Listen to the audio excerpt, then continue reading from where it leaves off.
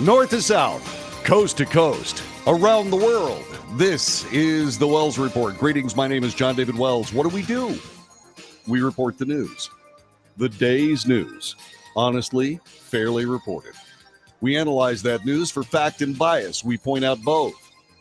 I make commentary. That's not the news.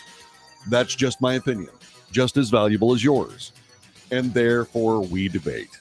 News, analysis, commentary, and debate. This is the Wells Report. And as if it would never, ever end, depending on how long this election takes, we may finally see the end of the 2022 election. Maybe. Who knows? It went from election day to election season. A lot of people pointed that out, and I'm going, wow, man. All I can say is, good heavens to Betsy. It's the runoff that we've all been waiting for. Ish. Georgia voters are once again left in with the final say of how Congress is going to look as the nation watches the Senate runoff races between Democrat incumbent Raphael Warnock and Republican challenger Herschel Walker. Democrats have already secured the upper chamber's majority with victories in other states, but that doesn't mean nothing is at stake today. This from USA Today, by the way. For starters, Georgia's special election will determine whether the chamber remains evenly split at 50-50, which proved to be a difficult tightrope for President Joe Biden and the Democrats. Really? It didn't seem like the Democrats were having any trouble with that at all. Was it just my imagination? Anyway, if Warnock wins, a 51-seat majority gives Senate Democrats control of committees and frees them from leaning on Vice President Kamala Harris to cast tie-breaking votes. But if Walker prevails, that keeps pressure on Democrats to remain united. It also gives their caucus moderates to conservative-leaning senators more power in terms of close judicial nominations or other important administrative confirmations. This is the latest in what we're dealing with here. Governor Brian Kemp, again, this from USA Today, Governor Brian Kemp encouraged Georgia voters to go out and vote for Herschel Walker, as he said he already did in a video posted to Twitter this morning. We've got to have a big turnout today to win this thing. Let's get it done and send someone like Herschel to the United States Senate that is going to fight for us, he said in a 40-second video. During his own campaign for re-election this year, Kemp kept more distance between himself and Walker, not publicly supporting the Republican Senate candidate the way he has since November 8th. Are you paying attention, Mr. McConnell? Senator Mitch McConnell, are you paying attention? This is how a Republican leader actually does his job. That's how this works, in case you're wondering, sir. He made his first appearance with Walker November 19th during a rally northwest of Atlanta. With Walker coming into today's polling slightly behind his opponent, his best shot at success may very well be Governor Kemp. The popular governor could help mobilize voters, especially more moderate Republicans who did not turn out for Walker a month ago. Let's see what else is going on. The Georgia Senate race is one of the most expensive races of the midterm season. This according to Open Secrets. Super PAC spent nearly $16 million more on Warnock than his Republican challenger Herschel Walker ahead of the runoff election, spending more than $40 million on expenses like advertisements supporting Warnock or opposing Walker. Other PACs spent more than $24 million supporting Walker or opposing Warnock. This according to filings reported with the Federal Elections Commission. Money is being spent mainly on TV ads, digital and online communications, and on-the-ground canvassing.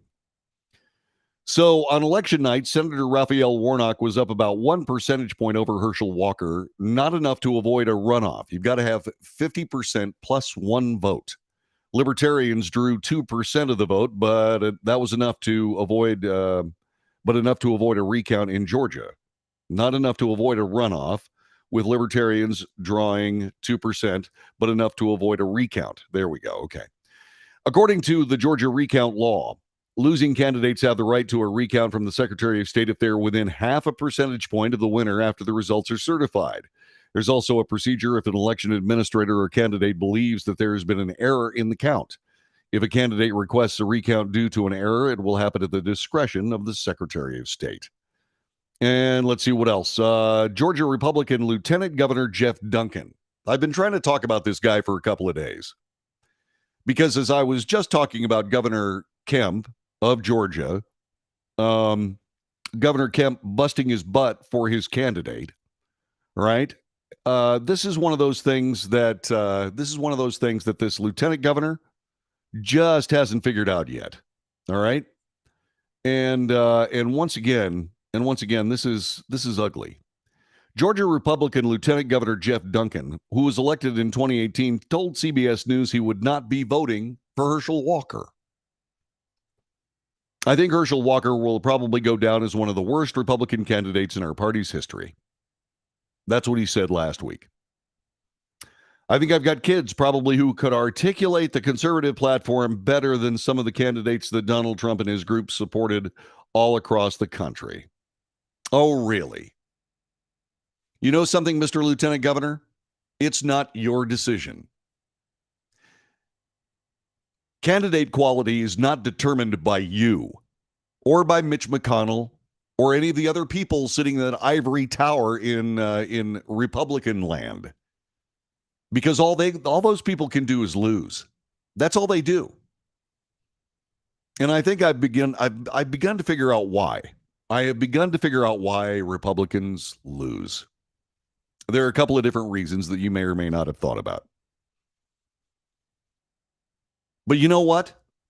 President Barack Obama went to Pennsylvania and campaigned his butt off for a guy with a broken brain. A guy with a broken brain. Joe Biden was never the sharpest tool in the shed. And yet the Democrat Party figured out a way to get him elected in 2020, didn't they? No matter what that guy does, no matter what President Biden does, the Democrat Party is right there for him, all the way behind him as much as they possibly can be. And Republicans don't do that. Republicans are now trying to destroy the last Republican president. They're trying to do that right now because they want to move back to getting back to being Republicans. You know, Republicans that don't fight Democrats but negotiate with them in the spirit of good bipartisan fellowship. Excuse me? These people are running circles around you. The Democrat Party is running circles around the Republican Party, and our country is suffering because of it.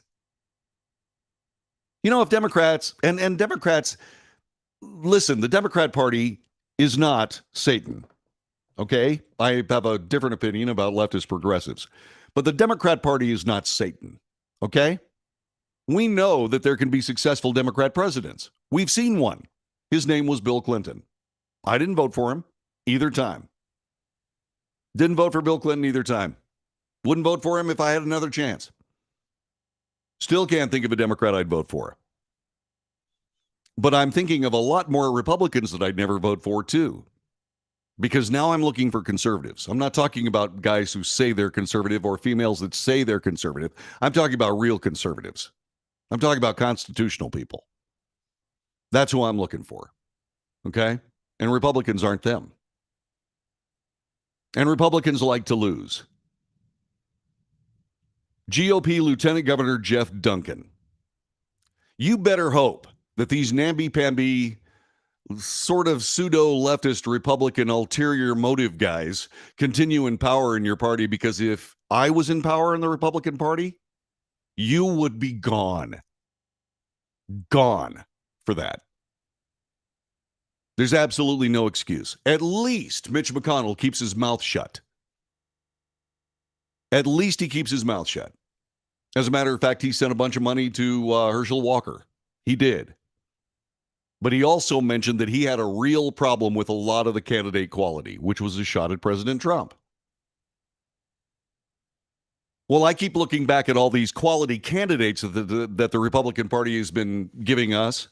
You know, like the perfect Republican candidate. The number one greatest Republican candidate in the history of the party.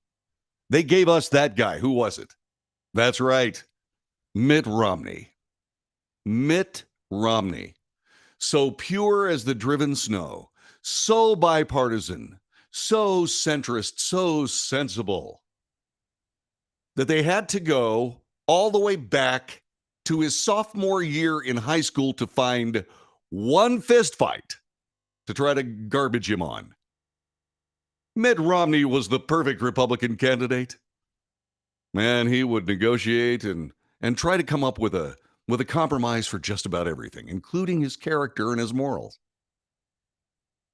And you know what? The Republican Party didn't vote for him. Isn't it crazy? Democrat Party didn't vote for him. Nobody voted for him. It's almost like the American people just don't respond to mediocre. No, who do they vote for? They voted for a brash, fast-talking, egocentric Yankee of all people. And I think most of them would do it again. But the Republican Party is trying to trash them. And the Republican Party trying to trash Herschel Walker. They don't care. The Republican Party, and I'm going to make this plain, the Republican Party is not fit to lead a great nation. The Republican Party is not fit to lead a great nation. They don't have what it takes. They don't have what it takes. You got to understand something. It's a lot like a race team. It's a lot like a racing team.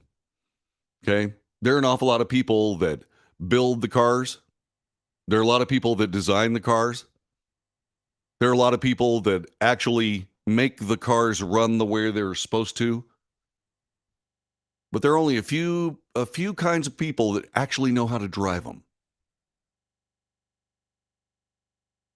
And that's the kind of candidate that the Republican Party simply will not have anything to do with.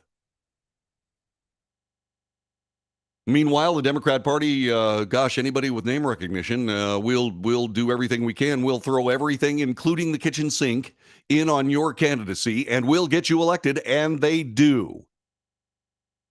And once again, that would be fine if the Democrat Party wasn't overrun by a bunch of leftist, socialist, communist, anti-Americans that are trying to destroy the nation. So all of this high-handed, this wonderful, noble willingness to work across the aisle that the Republican Party does is destroying the nation.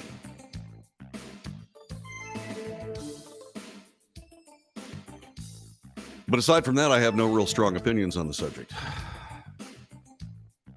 I just cannot stand, and this goes well beyond politics for me. I just can't stand people, groups, teams that have the capability to win and don't do the necessary things to do it. It infuriates me. It absolutely infuriates me. Yes, Bill Clinton is a lowlife, but you know what? He actually got through the presidency without destroying the nation. You compare him to Bill Clinton, compare Bill Clinton to Joe Biden. Who's a better president? This is the Wells Report. Back with more in a moment.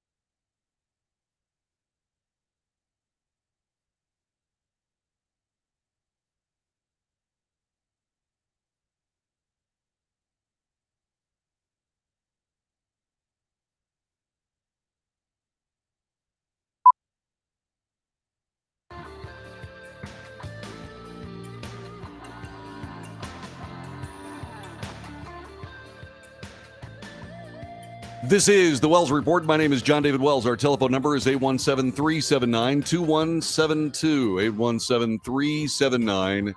817-379-2172. By the way, we have all kinds of ways for you to support this radio broadcast. A couple of them are the telephone, 817-379-2172. 817-379-2172. The other way is to join us on the chat room. A lot of people have done just that. Margie says, hello, everyone. Happy Tuesday. Happy Tuesday. All both conservative-leaning Democrats. Mark Greer. Good afternoon, says John Beal. John Beal's a hell of a guy. You ought to meet him. Man, we have great conversations. The guy's a genius. Jesse says, hey, hey. Hi, hi, ho, ho. Let's see what I didn't call you that, by the way. Let's see. Ivani, Evie, hi, how are you? Eddie Jones reports in, headache here. Do you have a headache, buddy? Way too much cheating. I pray it all comes out in the open, praying for Georgia and honestly, with Arizona certifying this fraudulent election. How can they be worse than Fetterman? They got the Democrats got him elected. Correct. That says, Jube Dankworth says that. Candidate quality is code for a MAGA candidate. Candidate quality is anybody that Mitch McConnell can't manipulate. Anybody that Mitch McConnell cannot manipulate is a low-quality candidate. And it doesn't make any difference. And the thing that is absolutely essential that all of us keep in mind, and I don't care whether you are a Republican or a Democrat or at all, it makes no difference. If you're an American and you listen to some political guy talking about the quality of your decision-making, it's because that guy is an arrogant jackass trying to be a totalitarian. That is what he's trying to do. All these people, just like this lieutenant governor, this Republican lieutenant governor in Georgia, the guy is an arrogant jackass. It's not his decision about candidate quality. Candidate quality is determined by the voters, Mr. Lieutenant Governor, Mr. Senate Minority Leader. Yeah, that's right, Mr. McConnell. You are the first loser. No, I'm serious. The Republican Party is not fit to lead a great nation. It's not possible. It's just not possible. Let's see. McCarthy spoke about it. He is not for the people. Correct. He is not for the people. This administration does not care. It's full of a bunch of idiots. Well, no, they're not idiots. Just remember, there are people that have real brains that have essentially warped them in favor of politics. They look at things through a political lens, not through a clear eye. Okay. There you go. President Trump is coming back. Yes, before 2024 guaranteed. Well, I don't think so. Unless something really explodes. I don't know what that would be, but we'll see.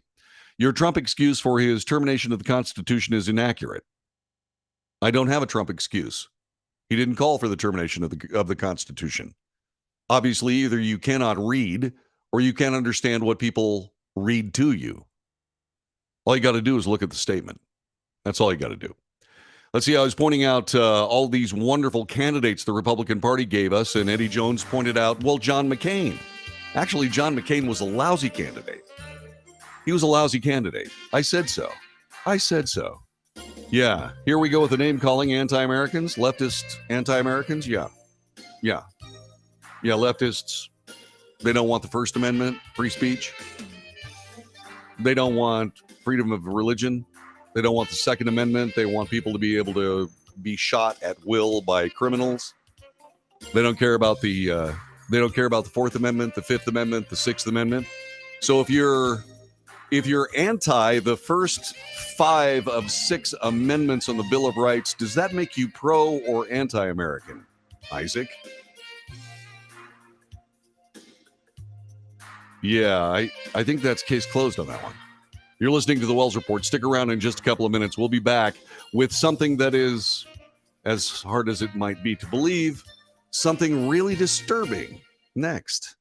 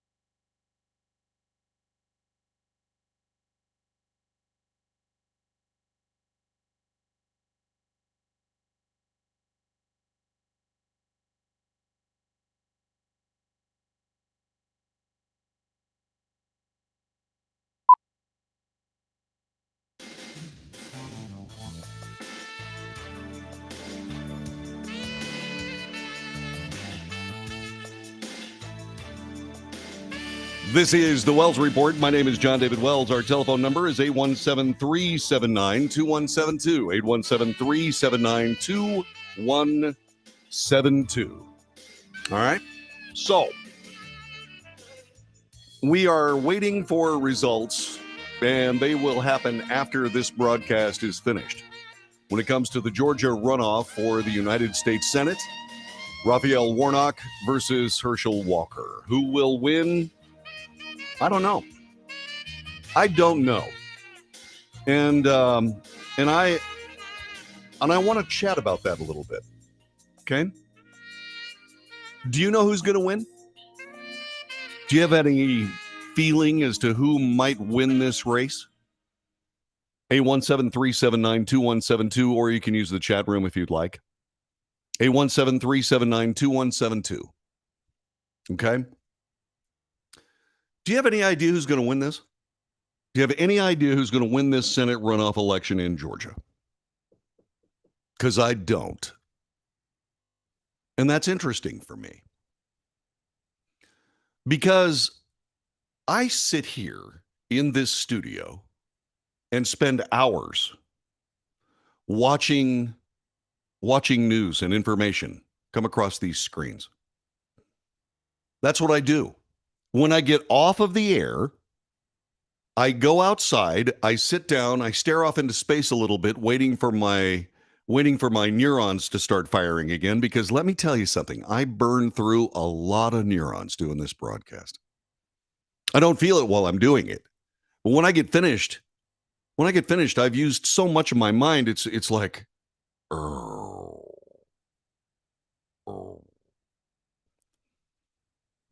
Arthur Davenport. It's funny. The photo of me looks like I have a pole stuck through my head. Well, I do. Anyway, so when the turbines refire and spin back up a little bit, what do? I go and I watch more news. I try to figure out whether or not I'm on the right track. I try to figure out how my analysis, my reporting, and so on and so forth stacks up with people who do it in other ways. It's amusing to watch how many people borrow from the Wells Report. It's very, very flattering, and I sincerely appreciate it. And by all means, keep doing it. Anything you hear on this broadcast, if you can use it on your broadcast, by all means, do it. Do it.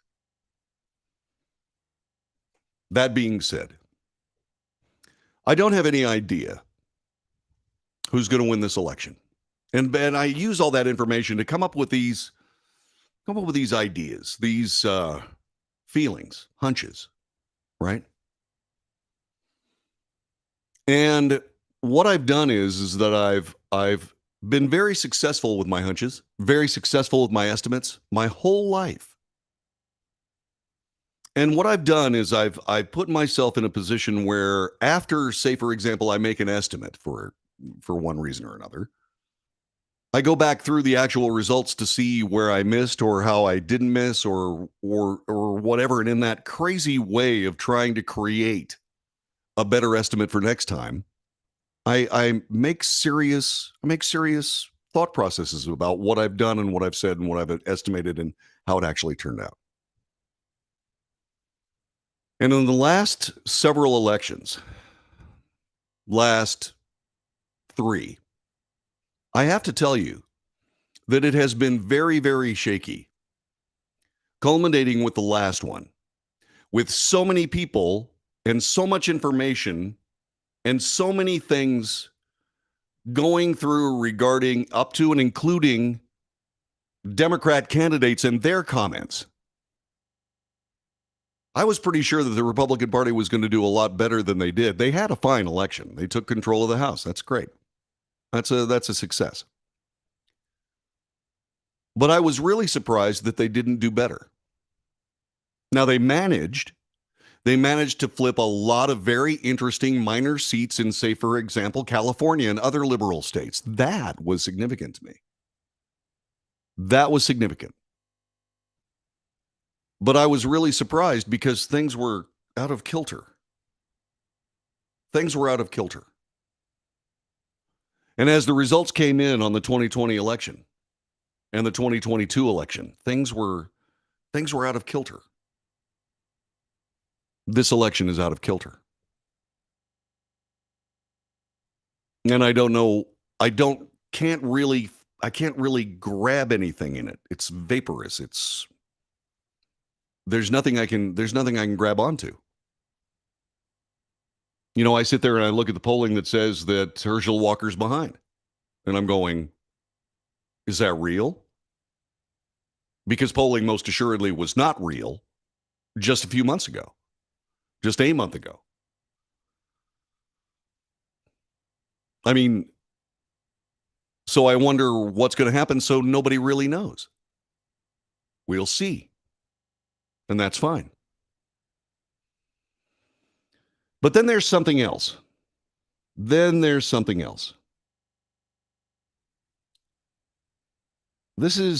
just gives you a state of play as to where our nation is right now. Okay? The Department of Justice has announced it will be observing the Georgia Senate election today to ensure no violations of voters' civil rights.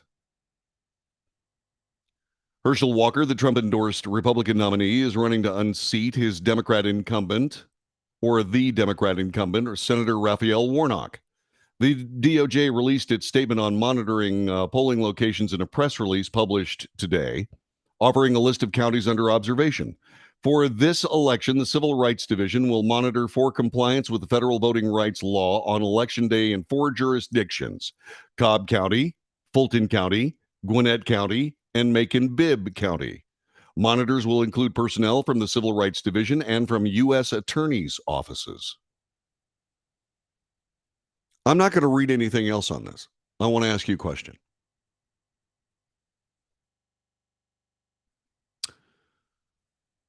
Whose civil rights will the DOJ and the people from the U.S. attorney's offices in Georgia, whose civil rights will they be looking out for? 817-379-2172. Will they be looking out for everyone's civil rights? Yes or no? 817-379-2172. Answer these questions. Answer these questions. The DOJ is going to be monitoring the Senate runoff election in Georgia. They're going to be looking for civil rights violations. Whose civil rights are they looking out for?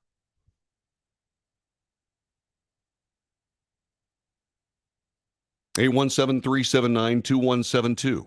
817-379-2172.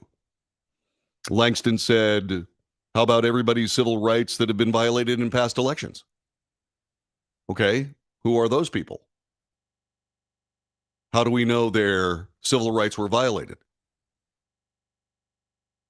Who is the divine arbiter of who violates whose civil rights?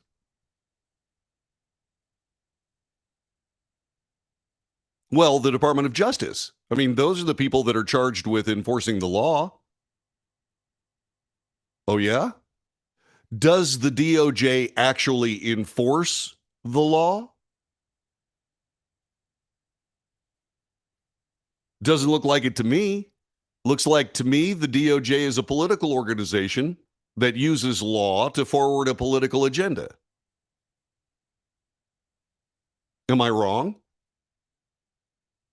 817-379-2172. Answer the question. Am I incorrect?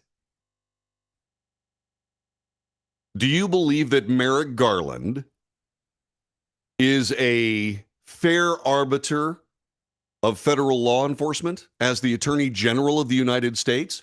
Or is he a political animal bent on the furtherance of the political agenda of the left, using federal law as a tool? Which of those two scenarios are we looking at here? 817-379-2172, 817-379-2172. Maybe looking at past legislation like the Civil Rights Act and the Voting Rights Act. Yes. Well, the Supreme Court set aside the Voting Rights Act of 1965 in Texas. And the reason is because essentially it was federal control of Texas elections. And by the way, that happened before the conservative bent in the court, in case you're wondering. So it can't be those people. Who else would it be? Whose rights would the DOJ be trying to protect? Whose civil rights? Would they be protecting the civil rights of, say, MAGA Republicans? Will the DOJ be trying to protect the civil rights of MAGA Republicans? No? Will they be protecting the civil rights of, say, for example, people that have U.S. flags in their pickup trucks and Trump flags in their back of their pickup trucks? Will they be trying to vote? Are they going to be looking to protect their civil rights? Yes or no? Are they going to be protecting, say, for example, the civil rights of what? Somebody with a Biden sticker on their car?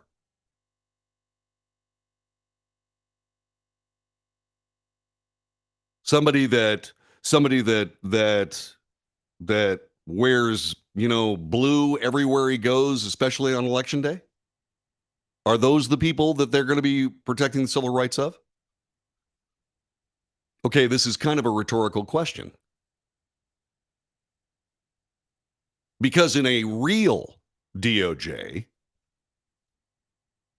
you wouldn't have been able to answer no to any of those questions. But you found yourself answering no to some of them, didn't you?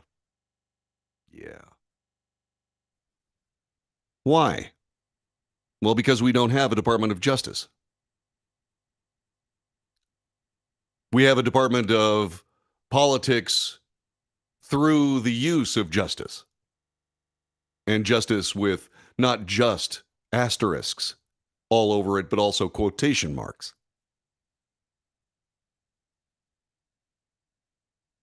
What we have here is we have essentially the DOJ acting as the enforcement arm of Democrat Party politics.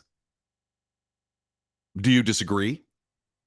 817-379-2172. 817-379-2172. Do you disagree? Do you think the DOJ represents everyone? I absolutely do not. I absolutely do believe that the Department of Justice, as currently constituted, is nothing more than the federal law enforcement arm of Democrat politics. That's all. 817-379-2172. Why protect those whose rights were not and have not been violated? There are people whose rights that have been violated throughout the country's history. Are we trying to protect rights that have already been either crushed or upheld? Or are we trying to uphold the rights of the people that are walking around now? Which is it? The idea that we can somehow go back in history and right wrongs that happened before many of us were even born, let alone before any of us ever voted? Yeah, I don't think so. And why protect those rights, those whose rights have not been violated? That's the point. That's the point. The vigilance to protect those rights is the purpose of all the laws that are written to do just that. The protection of those rights, it's essential. And yet, we live in a world where there are notable examples of those rights being cast aside. And what is the common denominator of those castaway rights? Politics in the United States. Politics.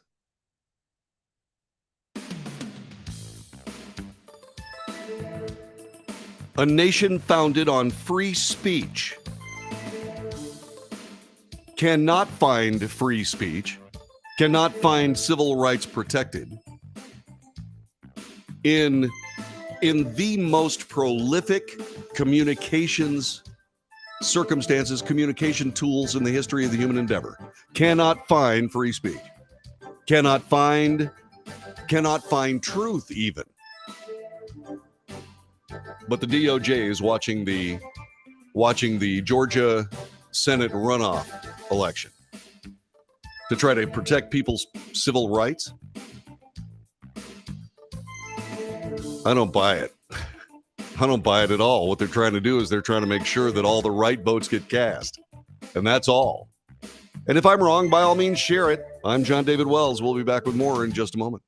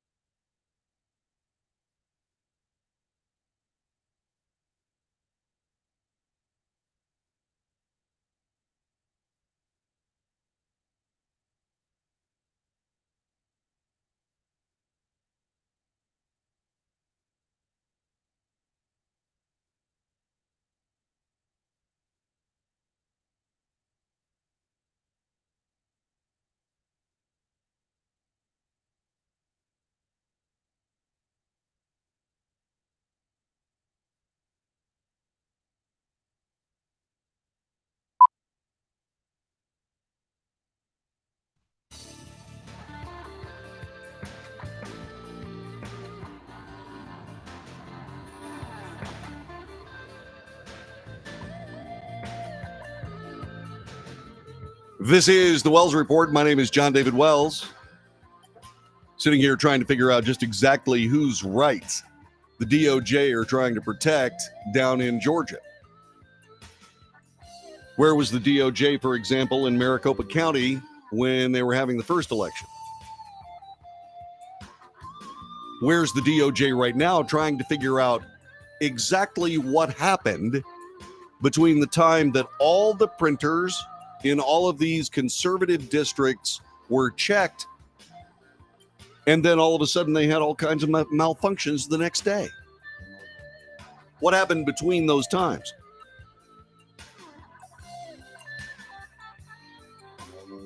Telephone number is 817-379-2172, 817-379-2172.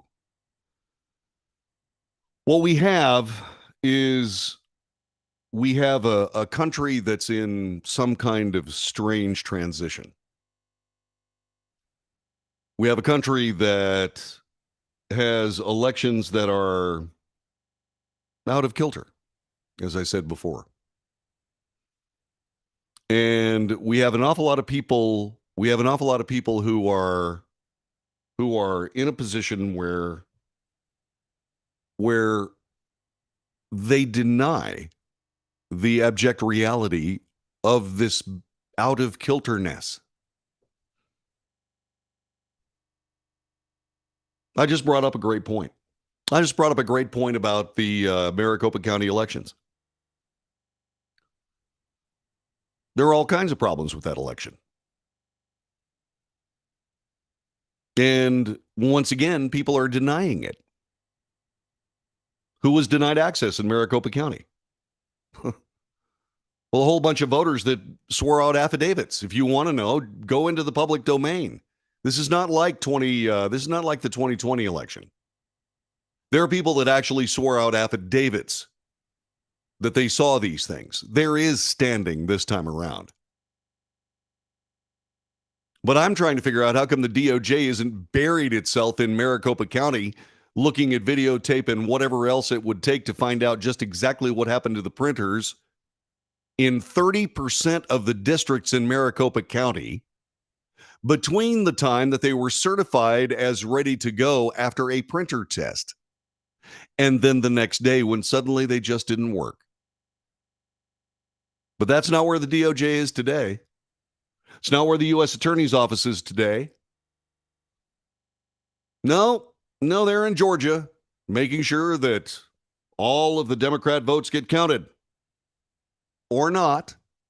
Now remember, I'm not saying that the DOJ is partisan. That's not what I'm saying. Okay? I'm not saying that there's anything wrong with this runoff election. The point that I am making is we don't know either way. We do not know either way. And I'm telling you, the people that sit there and say, no, these elections are perfectly fine. There are absolutely no problems. Perfectly fine. Yeah? I don't believe you. I don't believe you. I absolutely do not. How do printers denied MAGA voters or prevented them from voting? Okay. Obviously, you haven't been reading the news regarding the 2022 election, or maybe there's a short-term memory issue. All I can tell you is this, is that in 30% of the Maricopa County polling places, people went in to vote, and what ended up happening is that their votes were misprint. They were misprinted. The tabulators could not read them. 20% of them weren't counted at all. And they were put in a bag with other votes that would be counted later. There are all kinds of people that were disenfranchised in that conversation, in that vote. All voters had issues, not just MAGA voters. These were in conservative districts. This is already down on paper, man. You know, you really, if you're going to, this is like a news show, okay? So we actually do know what we're talking about. I do. I will tell you what I think about news, and that is not news. But when I report the news, it's the news. You gotta read up, okay? They were not just MAGA voters. I'm not the one that brought up the term MAGA voters. I said that there were conservative voters in conservative districts. That's where these problems were, and they were in Maricopa County and nowhere else. Come on, guys. You know, this is one of the problems. This is exactly what I'm talking about here. These are intelligent people. One of the persons I'm talking about has 2 college degrees, 2 of them. And yet,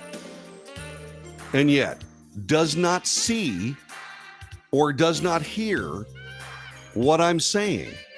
And what I'm saying is pretty plain. I'm not saying anybody's cheating any of these elections. I'm saying that we, the people of the United States, don't know one way or another. And that's the problem. You know, they just don't have this trouble with the Powerball lottery. Don't have any problem with this in the Powerball lottery. Actually, more people played the Powerball lottery than voted in the entire national election. Most of them were the same people, but that doesn't matter. They kept track of all the numbers. They had results instantly. And we can't do that with our elections? Is it because we can't? Or is it because we won't? This is the Wells Report, back with hour number 2 in just a moment. Thanks for joining us, guys. Appreciate you being here. Hour number 2 right around the corner.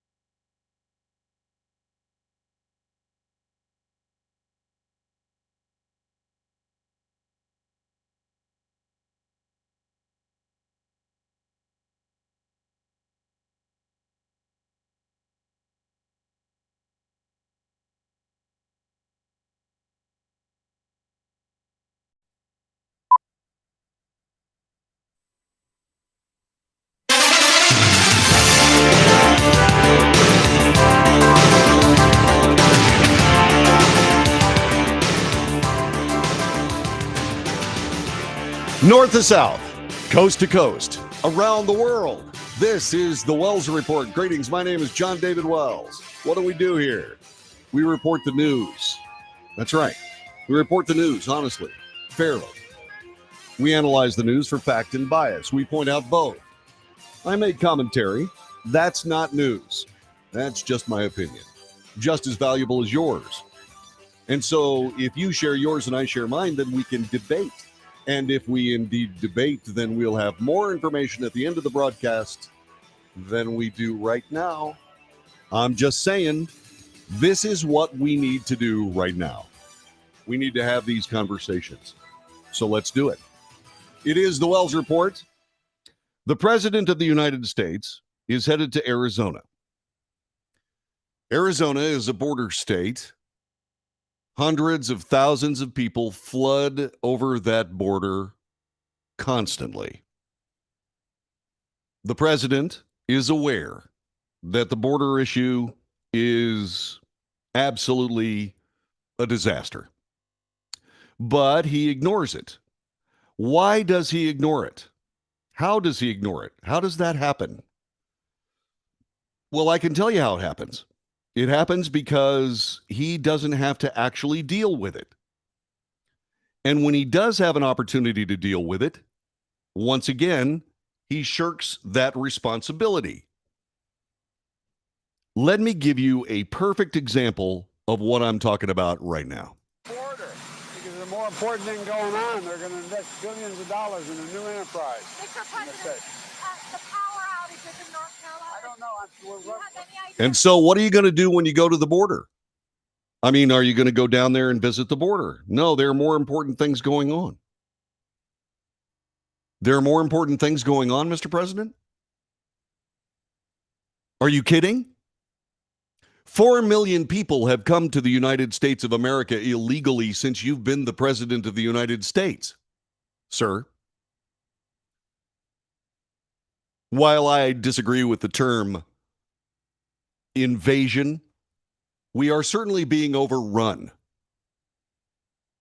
We are being overrun.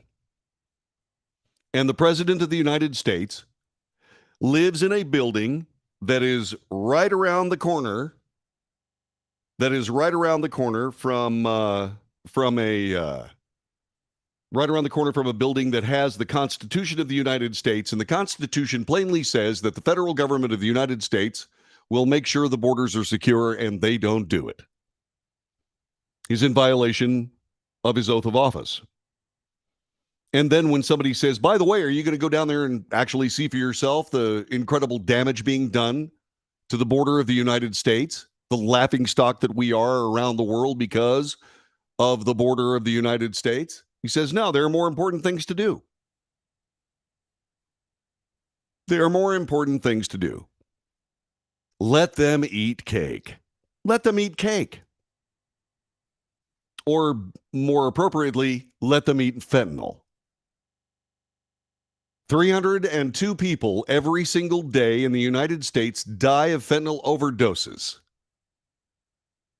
That is a 9/11 attack death toll every 10 days. But there are more important things to do in Arizona. Oh yeah, they're gonna put up windmills and solar farms on federal land. And that's more important, huh? It's more important than 300 Americans dying every day of fentanyl overdosing. Really?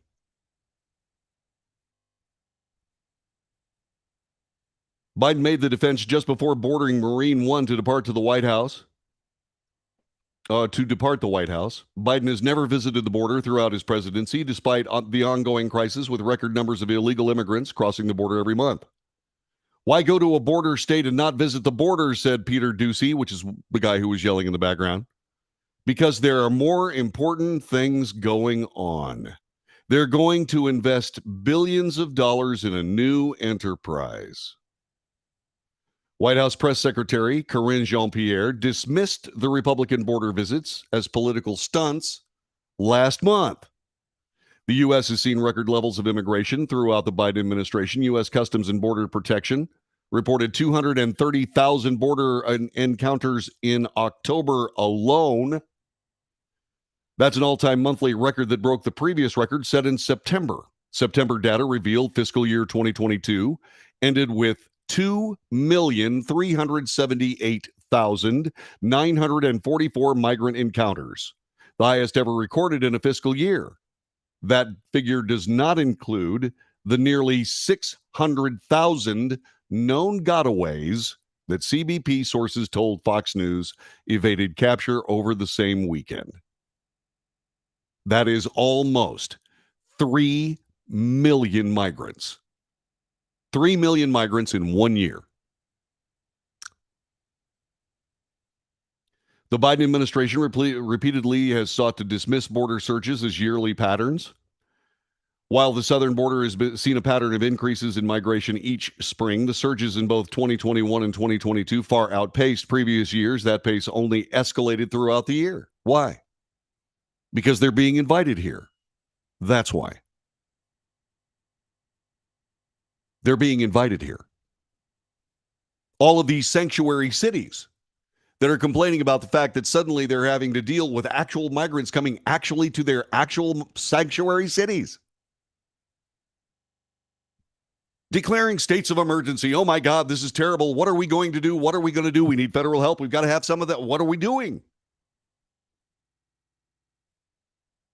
And the thing about that is they completely ignore the fact that people here in Texas and Arizona and California, and to a lesser degree New Mexico, have been drowning under the weight of all of these illegal immigrants. They have a few thousand. They think their entire world is coming unglued.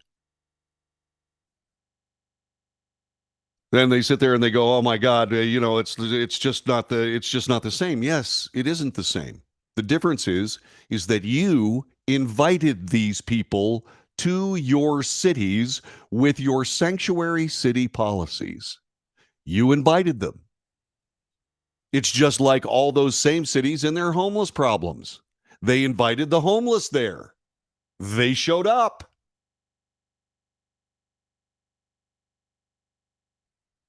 And your neighbors are being overrun by people that are on their way to your cities because you keep inviting them there. Vice President Kamala Harris, who President Biden tapped to lead the administration effort to address the border crisis, has argued the border is closed, telling migrants firmly, do not come. No, no, no. Are they paying attention? No, no, no. No. Many of the migrants that Fox News speaks to, because people that work for Fox News can speak Spanish, the Spanish say the border is abierta, open. Some of the migrants also praised President Biden personally. Isn't that nice? Yeah. And so the recriminations and the criticism of the president saying, oh my God, there are more important things to do in Arizona than go to the silly border. People blasted the president almost instantly. And then what happened? Well, the White House fired right back. They fired back at critics attacking President Joe Biden for saying he had more important things to do in Arizona than visit the U.S.-Mexico border on today. Biden is in Arizona to visit a Taiwanese-owned chip manufacturing facility and celebrate efforts to fix the supply chain for the key resource. He faced heavy criticism from Representative Chip Roy from Texas and others for his comment, but the White House now argues that President Biden was only reflecting the views of a majority of Americans. Really? A majority of Americans elected Donald Trump in 2016 because he said he was going to do something about the border. That's a majority of Americans. 74 million of those people voted in 2020 for the same thing. The border is a problem. And you know it, Mr. President, because after saying that you were not going to allow another foot of wall to be built, not another foot, not one more foot of wall is going to be built. You finished the border wall in Arizona, didn't you? Yeah. You finished that border wall in Arizona. Why'd you do that? Well, because Mark Kelly was going to get his butt kicked if you didn't. And so you fixed it, didn't you? You know there's a problem, sir. You just don't want to admit it. So the majority of Americans want the border closed. They find this to be reprehensible and ridiculous, but the president and his handlers are saying, no. The president is only reflecting the views of a majority of Americans. A majority of Americans, they don't care whether these people come in. I'll let them come on in. Come on in. Let them vote. Let them do all that stuff. Got it, by all means. Come on. It's the majority of Americans. Just let it go. The president was clear that his top priority is investing in the American economy and American communities, outcompeting China and bringing American jobs from overseas. In fact, Fox News' own analysis showed the economy is the top issue for most Americans. If anybody believes that shouldn't be the president's top priority too, they should say that out loud. This is what we call passive-aggressive fact massage. Okay? Yeah, that's right. They are not talking about whether or not the president is bringing back jobs from overseas. In point of fact, he's not. They're talking about whether or not, they're not also, by the way, talking about the economy outcompeting China. The economic issue they're talking about is inflation. 7.7% this month, somehow swept under the mainstream media carpet. 7.7% higher prices than last year. It takes about $500-600 out of everybody's budget every single month. And that's the economic issues the president was talking about, not whether or not we're competing with China, not about bringing American jobs back from across the border. No, I'm sorry. They're talking about inflation. And so what they did is they just went on the offensive. And by the way, if you don't think that outcompeting China and all this other stuff that doesn't really matter to most Americans, even though we're saying it matters to most Americans, is not true, then you should say it out loud. Of course, if I was there, I'd go, okay, I'll say it out loud. That's spin. That's baloney. The American people are concerned about inflation. You're not doing anything about that, except making it worse when you could make it easier and better with the flick of a switch, the one that turns on the Keystone XL pipeline construction. But you won't do it, will you? Yep. Of course, the president is also taking action to secure our border and build a fair, orderly, and humane immigration system. Really? Have you heard anything about the fair, orderly, and humane immigration system? Have you heard any debates about it whatsoever? I have not heard a damn thing about the fair and orderly, humane immigration system. All I've heard about is the chaotic, flippin', creepy, dangerous, raping and drug dealing and all the kind of terrible things that happen on the border. I've actually been there, so I've seen a lot of it myself. The depravity, the savagery, the ridiculousness, the beheadings, the choppings, the rapings.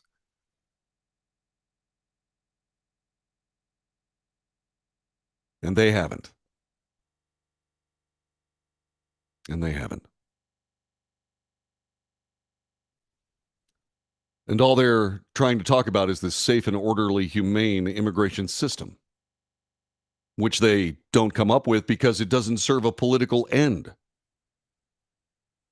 The raping, drug smuggling, human smuggling, terrorist smuggling, chaotic, wide-open border serves the political agenda, which should tell you something about the politicians that are making it happen. There are only 4 reasons why the border is the way it is. Only 4. 1, the people who are leaving it open are either a proponent of or a consumer of human sex trafficking. 2, the people leaving the border open are either proponents of or consumers of unfettered drug smuggling. 3, the people who leave the border open are either proponents of or perhaps sponsors of the importation of humans being smuggled into the United States, not the same as humans being trafficked into the United States. One's the sex trade. Human smuggling is about getting people in the United States that couldn't get into the United States otherwise. 100 of the people that have gotten into the United States are terrorists. How many people knocked down the Twin Towers? 19. So you're either a proponent of, or you have an interest in smuggling terrorists into the United States. The fourth reason why the border is open the way it is, there are only 4. It's because the people that are allowing the border to stay the way it is are on a cartel payroll. So which is it, Mr. President? Are you a consumer of human sex trafficking?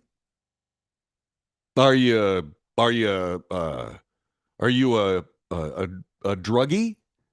You like your marijuana and maybe a little bit of quarter dose of fentanyl every now and then? Or, you're really looking to be a wartime president, so the best way to do that is to import terrorists into the United States that, say, for example, smuggle a nuclear weapon into Denver and blow it into a crater so that you can be a wartime president. Or you're on a cartel payroll. Of course, how could I possibly think that you would have anything to do with illicit money exchange, deals, money exchanging hands from foreign places and so on and so forth around the world? Why would I even think that's possible for you, Mr. President? Does any of this make any sense to anybody but me? This is what I do.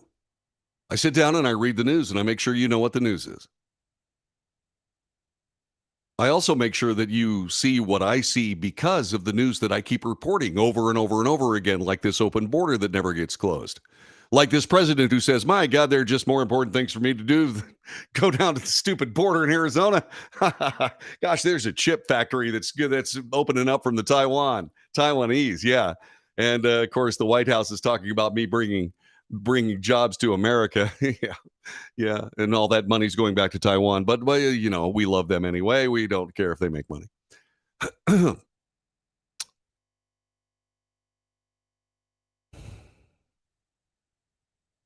Yeah, I see this. I try to help you see it. I don't know whether I'm being successful, but I certainly hope I am. This is the Wells Report. My name is John David Wells. Our telephone number is 817-379-2172, 817-379-2172. I just realized something that I had skipped the break, so you're just going to have to keep dealing with me.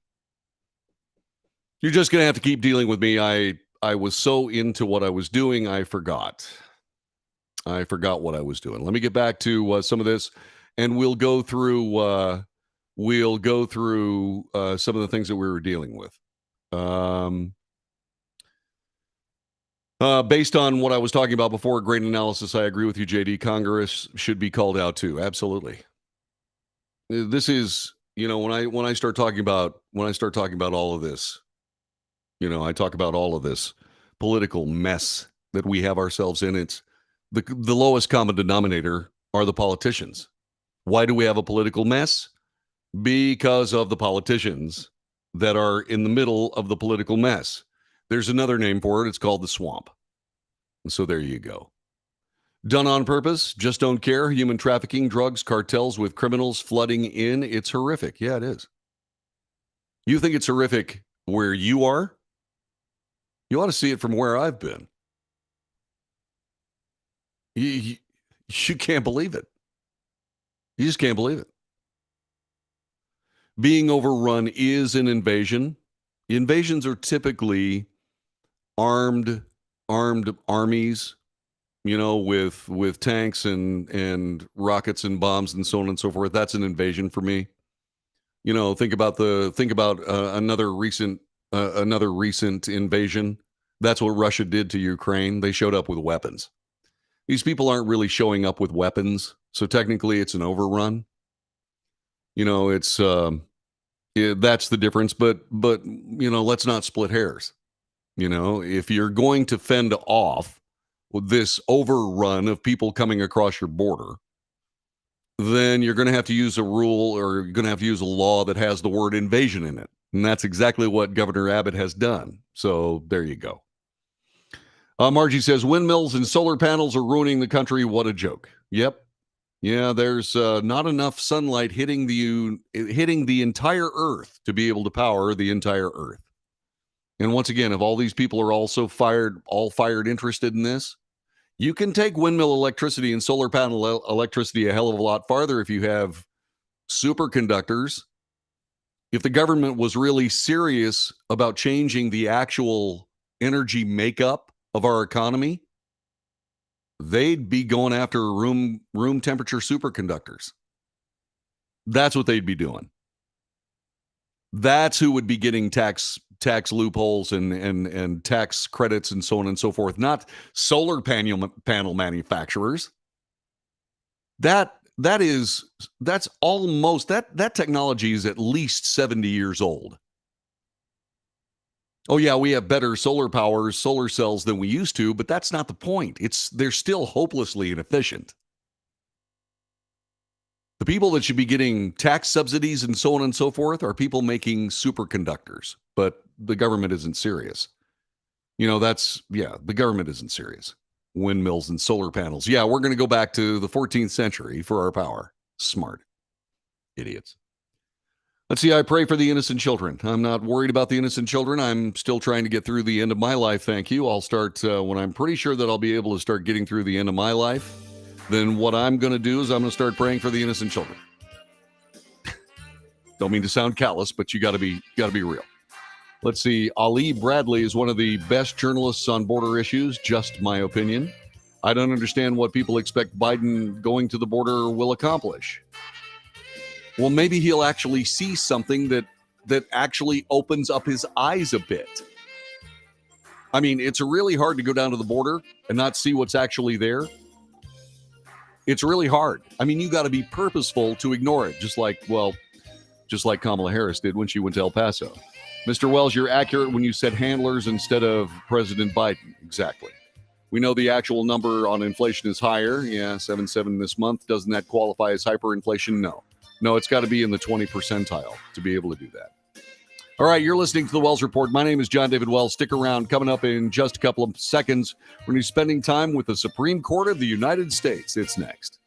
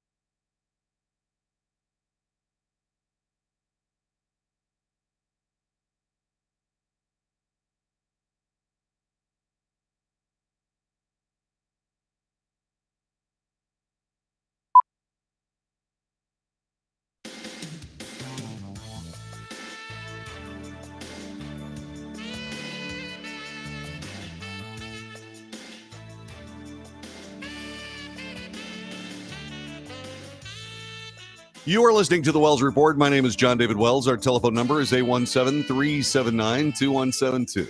817-379-2172. Thanks very much for being a part of our broadcast. There is breaking news at this hour. This from the New York Times. The Trump Organization has been found guilty in a tax fraud scheme. This is being reported by the New York Times. Donald J. Trump's family real estate business was convicted on Tuesday, today, of tax fraud and other financial crimes, a remarkable rebuke of the former president's company, and what prosecutors described as its, quote, culture of fraud and deception, unquote. The conviction in all 17 counts, after more than a day of jury deliberation in the state Supreme Court in Manhattan, resulted from a long-running scheme. Now remember, this is biased coverage because it's the New York Times. Resulted from a long-running scheme in which the Trump Organization doled out off-the-books luxury perks to some executives. They received fancy apartments, leased Mercedes-Benzes, even private school tuition for relatives, none of which they paid taxes on. The criminal tax fraud trial of Donald J. Trump's family real estate business hinged on endless rows of spreadsheets and tax documents bristling with indecipherable numbers. I'm sorry, an indecipherable number would be a doodle, wouldn't it? Most people in the courtroom did not. I'm carping on the quote unquote journalism. They're not indecipherable numbers. Just because you can't look at a number and see what's there doesn't mean it's indecipherable. It just means that you can't read what's in front of you.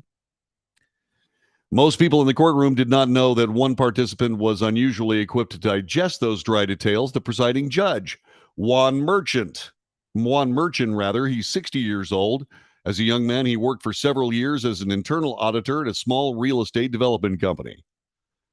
So this is what happened. Mr. Weisselberg was the guy who was testifying.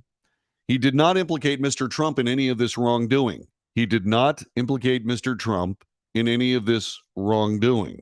One of his lawyers, Mary Mulligan, said in a statement, "We thank and respect the jurors for the important role they play in the judicial system." Mr. Faterfus told a group of reporters the Trump Organization would soon release a statement on the verdict, but he said a novel and really interesting issue developed during the trial, which was the definition of "in behalf of." The prosecution was charged with persuading the jury that when top executives engaged in the tax fraud scheme, they acted in behalf of the company. That will be one of the arguments we will make. It was central to the case. Alan Faterfus, a defense lawyer for the company, said the company will appeal. Mr. Weisselberg remains a Trump Organization employee where he is on paid leave. He was the guy that was charged in all this, by the way. He was charged as the ringleader in all of this. He remains a Trump Organization employee where he is on paid leave. His future with the company that he has served for decades is now uncertain. Yeah, I would say so. So the investigation by the Manhattan District Attorney's Office into the former president and his family real estate business began more than 3 years ago. The verdict was good news. Well, hang on just a second here. Let me see if I can get back to this. The guilty verdict. Okay, hold on. Whoa. See, this is skipping all over the place. This is not a story that works. Because they keep going back and forth between different things. It's almost like it's like a group of disjointed facts. Let me see what I can do about finding something that's a little more cogent. Here's CNN. This is CNN's thing. Forgive me if some of this stuff repeats. A Manhattan jury has found 2 Trump Organization companies guilty on multiple charges of criminal tax fraud and falsifying business records connected to a 15-year scheme to defraud tax authorities by failing to report and pay taxes on compensation for top executives. The Trump Corporation and Trump Payroll Corporation were found guilty on all charges they faced. Donald Trump and his family were not charged in the case, but the former president was mentioned repeatedly during the trial by prosecutors about his connection to the benefits doled out to certain executives, including company-funded apartments, car leases, and personal expenses. The Trump Organization could face a maximum of $1.61 million in fines when sentenced in mid-January. The company is not at risk of being dismantled because there is no mechanism under New York law that would dissolve the company. However, A felony conviction could impact its ability to do business or obtain loans or contracts. Okay. The guilty verdict comes as Trump is this is a civil trial. There is no felony conviction. Yeah, a felony conviction will really screw you up, but it doesn't have anything to do with this trial. What are they talking about? Anyway, let's move on. The guilty verdict comes as this is all about a fine. It's about $1.61 million in fines. We're talking about a multi-billion-dollar corporation. $1.61 million in fines? Oh, okay. The guilty verdict comes as Trump is under scrutiny by federal and state prosecutors for his handling of classified documents, which has nothing to do with this particular story. The effort to overturn the 2020 election results, again, has nothing to do with this story. And the accuracy of the Trump Organization's business records and financial statements. 2 out of 3. Has nothing to do with the story, but that does. He's also facing a $250 million civil lawsuit from the New York Attorney General, alleging that he and his adult children were involved in a decade-long fraud. The Attorney General is seeking to permanently bar them from serving as an officer or a director of a company in New York, among other penalties. That's not going to happen. This is a case about greed and cheating, said Manhattan District Attorney Alvin Bragg. Now, remember, all of these statements are basically being made because they can't be refuted. It's not that they're necessarily true. Okay, you can look at it as greed and cheating if you want to. That's one way of characterizing it. Another way is, trying to perk some of your top executives with stuff that you should have kept better track of. I don't know, in the old way of. Now, let me give you an example of what I'm talking about here. So when people in the Democrat Party, okay, are guilty of something that's criminal, what ends up happening is that someone will come along and say, well, they're not criminal, they're just incompetent. So we keep having to choose between what is competence or what is malevolence. In this particular case, this was about greed and cheating. Well, that's malevolence. If this was about Hillary Clinton or, let's say, the Biden family, or maybe that guy that got popped for screwing up with everybody's cryptocurrency accounts, they would have said he just didn't know what he was doing, because that's what they're saying about the crypto dude. That's what they're saying. He just didn't know what he was doing. But no, this is a case about greed and cheating. Now, look, like I said, it might be greed and cheating. It might be all of those things. All right? All I'm pointing out is the actual storytelling.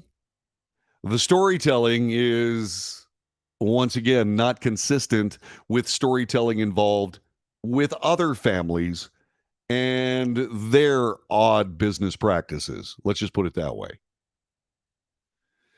The Trump Corporation, the Trump Payroll Corporation, got away with a scheme that rewarded high-level executives with lavish perks and compensation while intentionally concealing the benefits from taxing authorities to avoid paying taxes, which is stupid. Why would you do that? That's just plain stupid. I'm really surprised the Trump Corporation got popped with this. That's dumb. Today's verdict holds these Trump companies accountable for their long-running criminal scheme. CNN senior legal analyst and former federal prosecutor Ellie Honig said Bragg's approach was vindicated. Obviously, this is a setback for the Trump Organization, a major setback for the Trump Organization. They've now been found guilty of criminal conduct and criminal tax fraud. Criminal tax fraud. All right. Well, maybe it is a criminal case. I'm concerned. I'm confused. If this, how do you charge a company with a criminal problem? You have to charge somebody in the company, don't you? Anyway, we'll figure it all out as we keep rolling. I mean, that's the latest breaking news, in case you were wondering. Okay. Speaking of odd family business practices, there's this. Remember the the Twitter files, day before yesterday.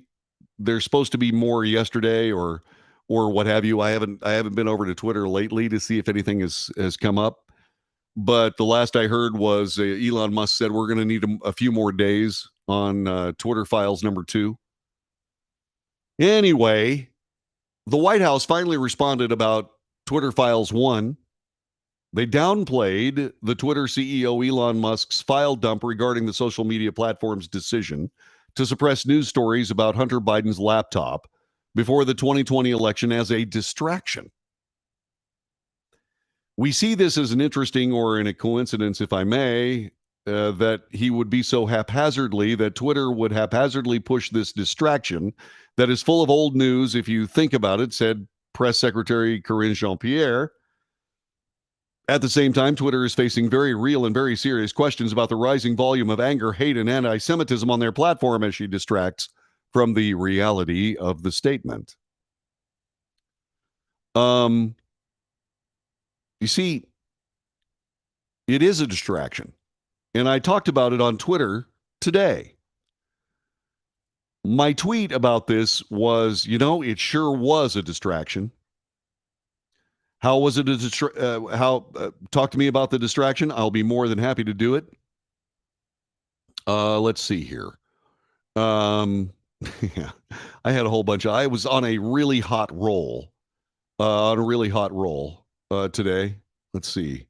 A let 'em eat cake moment. A let 'em eat cake moment for Bernie. I'm sorry, from the president. He defends while visiting Arizona, not going to the.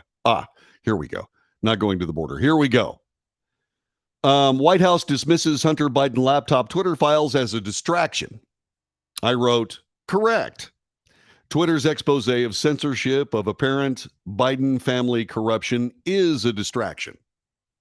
It distracts from the mainstream media, big tech, FBI, and White House dishonesty and criminal election tampering.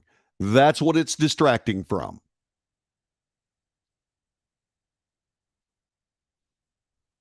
And that is awful. Yeah. The mainstream media lied about the Hunter Biden laptop story. The FBI managed the Hunter Biden laptop story right before the election to keep it from the public eye. The mainstream media complied, and so did social media. Big tech, mainstream media, the United States government, through the auspices of the FBI, conspired. And yes, I'm using that word on purpose. It is a conspiracy to censor an important news story that touches on what could be Biden family corruption that doesn't really involve whether or not an executive from the Biden Corporation is driving a Mercedes without reporting it to tax authorities. No, this is about graft and corruption.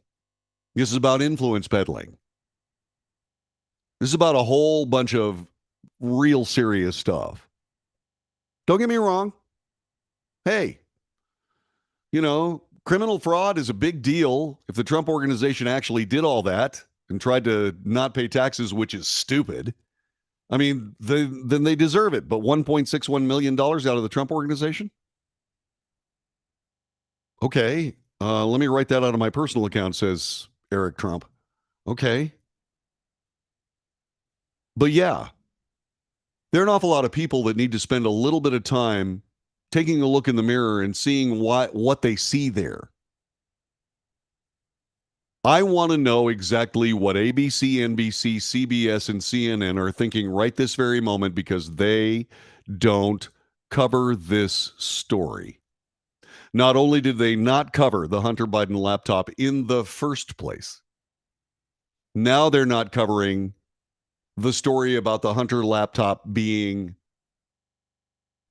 actually real, authentic, because they look like fools. And what they're hoping is it's just going to disappear. The American people will be distracted by a new shiny object. But what have we learned? The FBI knew exactly what was in the computer. That's why they were telling big tech, hey, there's some stuff out there that's deleterious about Hunter Biden. It's Russian disinformation. That's what that is. Yeah. But they knew what was there. They knew about the credit card transactions. They knew about all the rest of it. And they hid it from the American people. And the mainstream media went along. And social media went along. And that's where we find the United States of America this day, this 6th day of December, year of our Lord, 2022. Back with more in just a moment.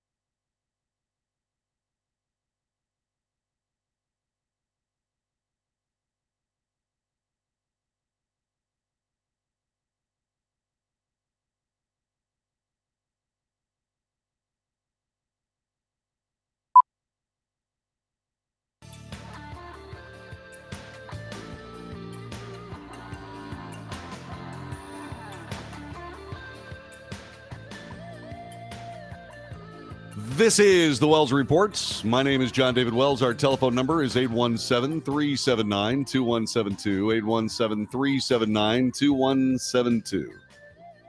We are taking a look at some of the things that people are saying on the chat room.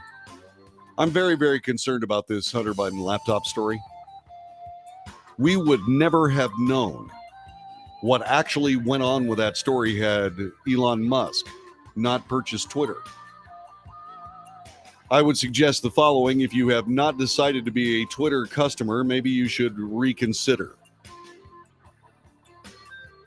If you are someone who believes that we need to have a better mainstream media, a better, more honest government, that we should have federal law enforcement that doesn't play politics, you need to get on Twitter right now, because you need to support Elon Musk. You know, he could use the money because he just spent $44 billion on Twitter. Might want to keep him in that place for a while until we get the real truth out of it. Let's see. I'm talking about human trafficking with children. Yes. JD, you need to check your information regarding solar energy. There's more than enough solar energy striking the earth to power our civilization. The trick is harnessing and distributing the power. Right. All I can tell you is that none of that is anything more than academic, Arthur, until we have superconductors that function at room temperature. That's what we should be looking at. Brian says, add that 7.7% to the last 2-year inflation totals. Seems to me that we are over 20% by now. That's not exactly how they measure it, Brian. The way they measure it is how much prices have gone up or down based on last year. So it's year to year. It's month to month. Okay. The average is right around 8% inflation right now, maybe 7.9, but right around 8%, which is way too high, which is why the Fed is raising interest rates and trying to cool the economy. It's working to a degree. We'll see if they're patient. Okay. But buckle your seatbelts for next year. Okay. Buckle your seatbelts for next year because there's going to be a recession. Things are going to be hard for a few years. That's just the way that works. Maybe not. Maybe the Fed can engineer this soft landing they're talking about. Okay? The Fed is comprised of people that really know what they're doing, and they have done some mighty fancy banking. Okay?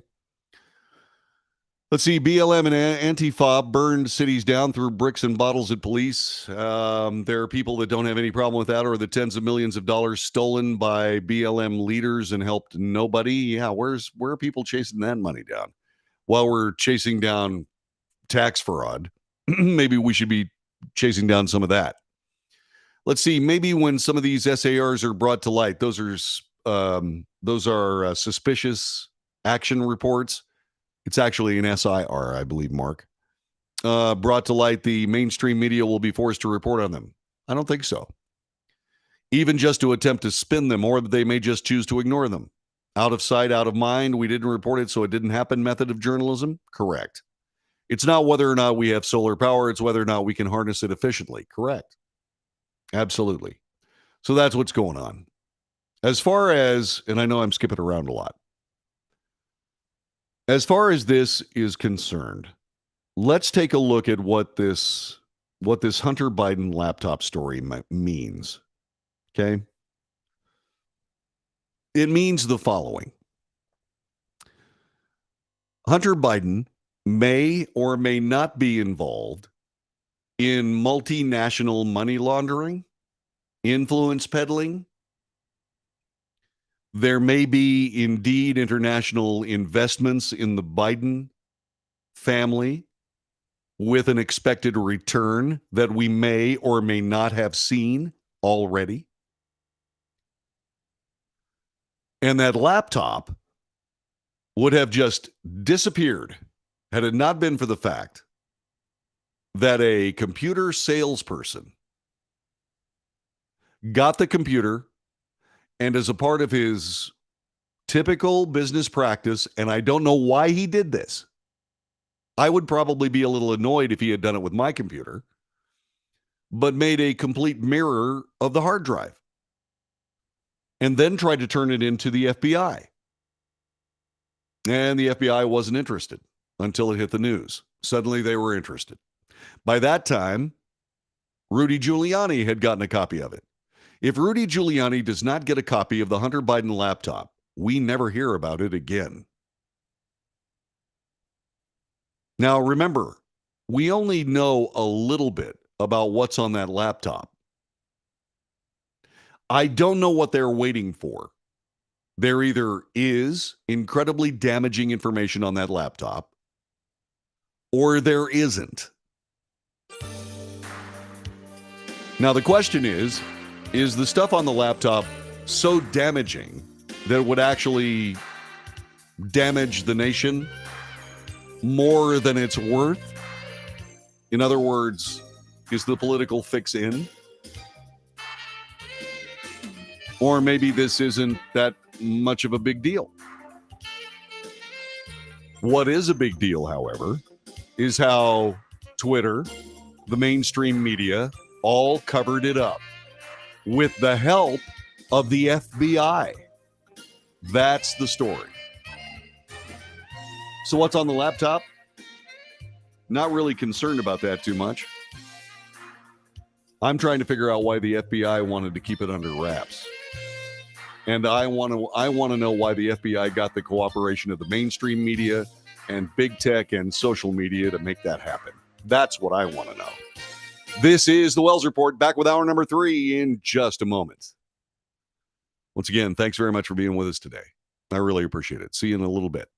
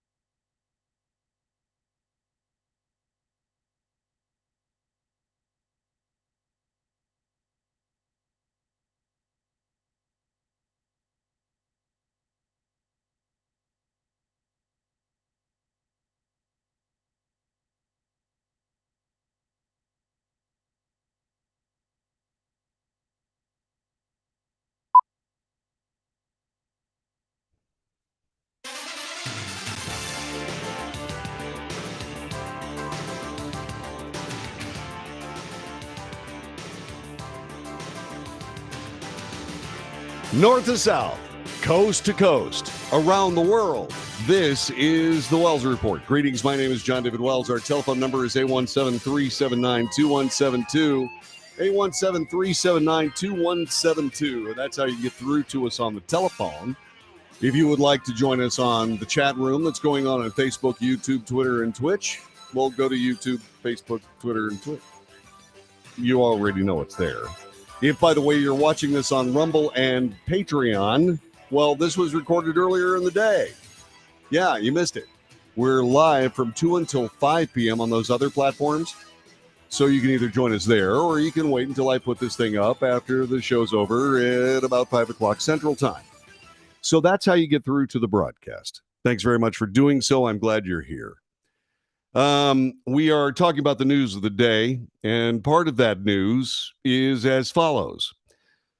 The January 6th committee investigating the Capitol attack on that date has decided to recommend to the Justice Department criminal charges, but has not yet identified who will be targeted, according to the chairman talking to reporters today. Huh? The panel has already made 4 criminal referrals against 4 people accused of contempt of Congress for defying committee subpoenas. The department charged 2 of them. Additional committee recommendations could reach as high as former President Donald Trump and cover crimes beyond the riot, such as perjury or witness tampering. Representative Benny Thompson of Mississippi, he's a Democrat, told reporters the committee has not narrowed down the universe of individuals that may be referred. This according to CNN. At this point, there will be a separate document coming from me to the DOJ. The committee's recommendations, which will be included in its final report expected by Christmas, are non-binding, but would reflect a legislative perspective for executive branch investigations to consider. Now, the interesting thing about that is those executive branch investigations may or may not move forward based on what happens with the political climate of the United States. As we've seen, politics has a much larger role in federal law enforcement than it should. So keep that in mind. The Justice Department declined to comment on the announcement. I'll bet. Norm Eisen, a lawyer who served as counsel to the Democrat House committee leading Trump's first impeachment, said he expects the recommendations to focus on 2 allegations: the attempt to defraud the United States through overturning the 2020 election and obstruction of an official governmental proceeding or congressional proceeding. Despite the Justice Department's already investigating aggressively, Eisen said that the recommendations would be important to explain the evidence and the allegations. Number 1, they stiffen the spine of state and federal prosecutors by encouraging them to act, said Eisen. Number 2, they provide important information, the roadmap, the evidence. That's the most critical part. Well, yeah, I guess you could say it that way, but also remember that investigation is a political one, not one of law enforcement. So in other words, what you're getting is a political spin on all of the evidence that they have collected, which may or may not be accurate from a legal standpoint. This is the thing that I've been pointing out about the January 6th committee the entire time. And it was a self-inflicted wound. They shot themselves in the foot. If they had spent more time actually doing it properly, then their investigation, albeit political, if they had actually followed the legal framework, actually followed the way a police investigation would have been followed, they would have gotten a lot farther, assuming, of course, they actually had the goods on the person they were trying to chase down, which was President Trump. Something tells me they didn't actually have the goods on the president, which is why they made it a political thing. Well, that still doesn't make it possible for an honest-to-goodness law enforcement agency that has to show up in court and convince not just a judge that the actual charges are worth something, but a jury that the charges are actually real. So those prosecutors have a long way to go before they'll take a congressional referral for criminal action and actually do something with it.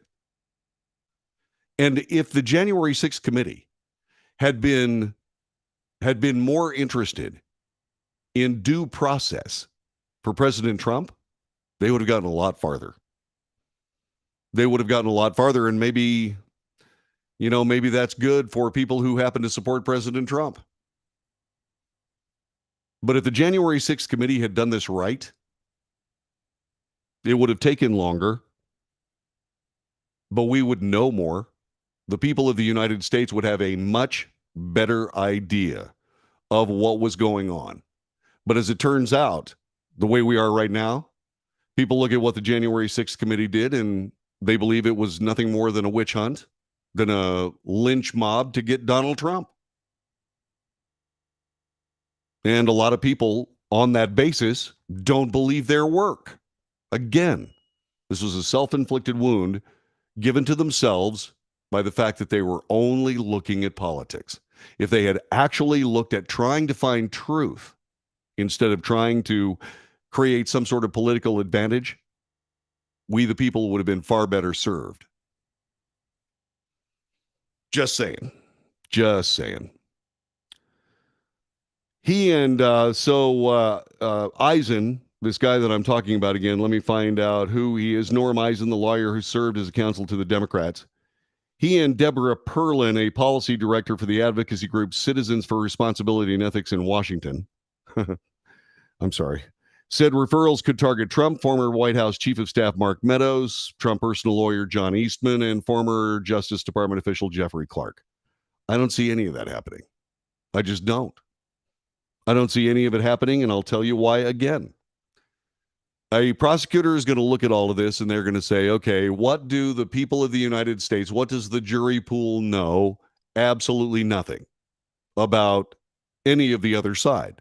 Somebody was asking me, well, John David, what's the other side of the evidence that was presented by the January 6th committee? Well, that's a flaw right there. It should have been evidence presented to the January 6th committee, not by the January 6th committee. Anyway, they were operating as their own prosecutor.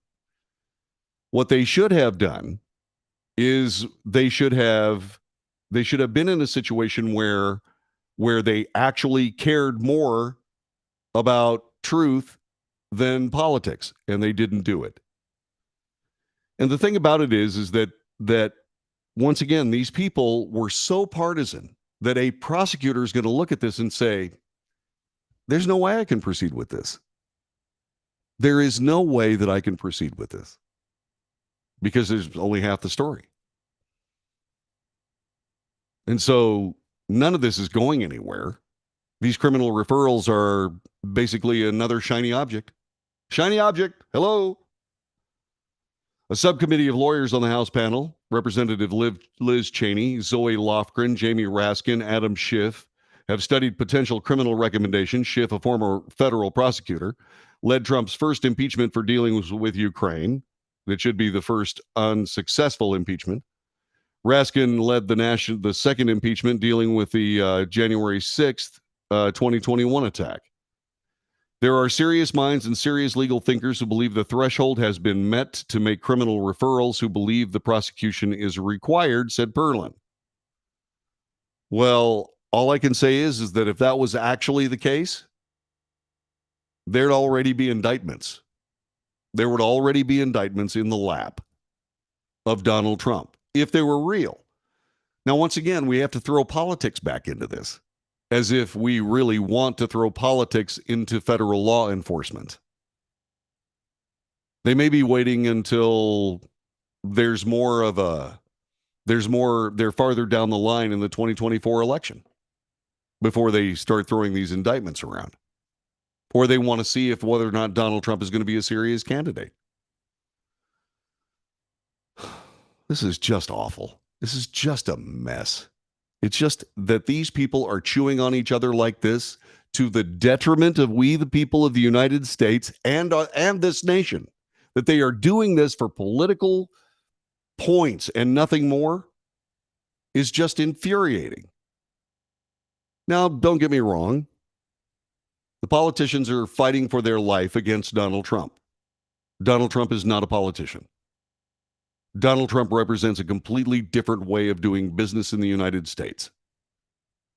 Donald Trump has exposed the width and depth and breadth of a breathtaking swamp that involves the mainstream media, that involves federal law enforcement, that involves all of these things in this political machine that essentially believes that they are the real force that run the United States of America, and we are just living in their world, which is the exact opposite of the reality.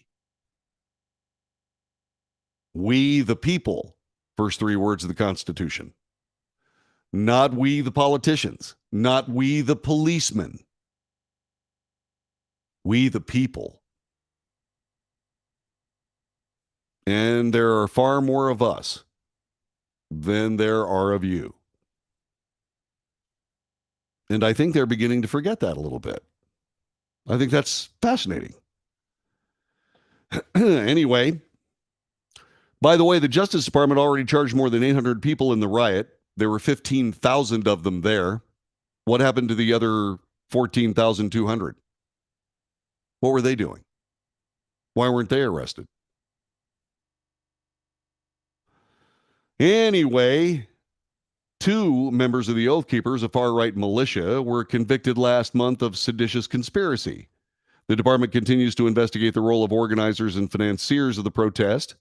Garland appointed a special counsel to weigh potential charges against the people, including President Trump, for January 6th and for documents seized at his Florida estate, Mar-a-Lago.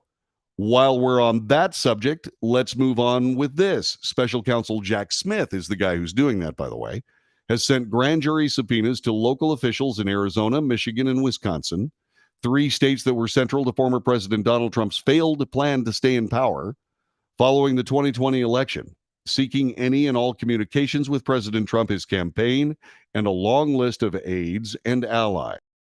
The request for records arrived in Dane County, Wisconsin, Maricopa County, Arizona, Wayne County, Michigan, late last week, and in Milwaukee on Monday, according to officials. They are among the first known subpoenas issued since Smith was named last month by Attorney General Merrick Garland to oversee the January 6th Capitol attack case, as well as the criminal probe of President Trump's possible mishandling of classified documents at his Florida home.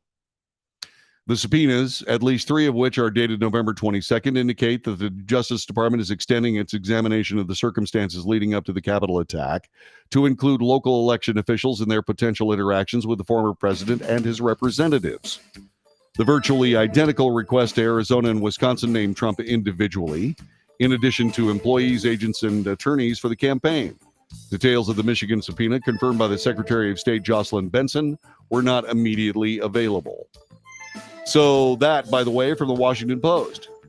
Just bringing you up to date with all the news. All the news, right? Okay. Coming up in just a couple of seconds. So what do you do when crime is rampant and you want to do something about it? What do you do? Well, in the case of Philadelphia, you do something. What is that something? I'm not exactly sure you're going to believe it.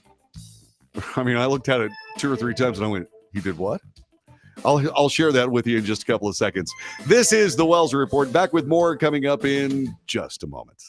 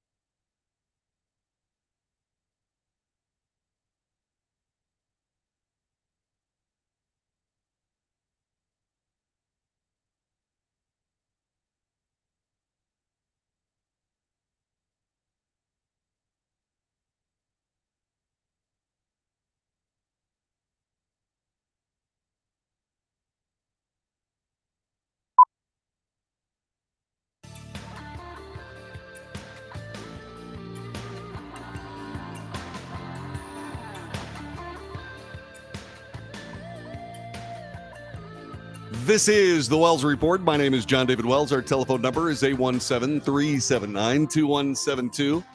817-379-2172. Yes, Gary Abshire points out that the results from the Senate runoff in the state of Georgia should be coming in around 6 p.m. Central Time. 6 p.m. Central Time. Lots of early voting. I don't know. I have not heard about what the turnout has been. Earlier today, it was brisk. All right. So there's that. So if you happen to live, say, for example, in a leftist-run town like New York, L.A., Chicago, Philadelphia, you live in exciting times in the classic Chinese sense, which, by the way, living in exciting or interesting times is a curse. A gas station owner in Philadelphia recently hired security guards to protect his establishment from the city's rampant crime.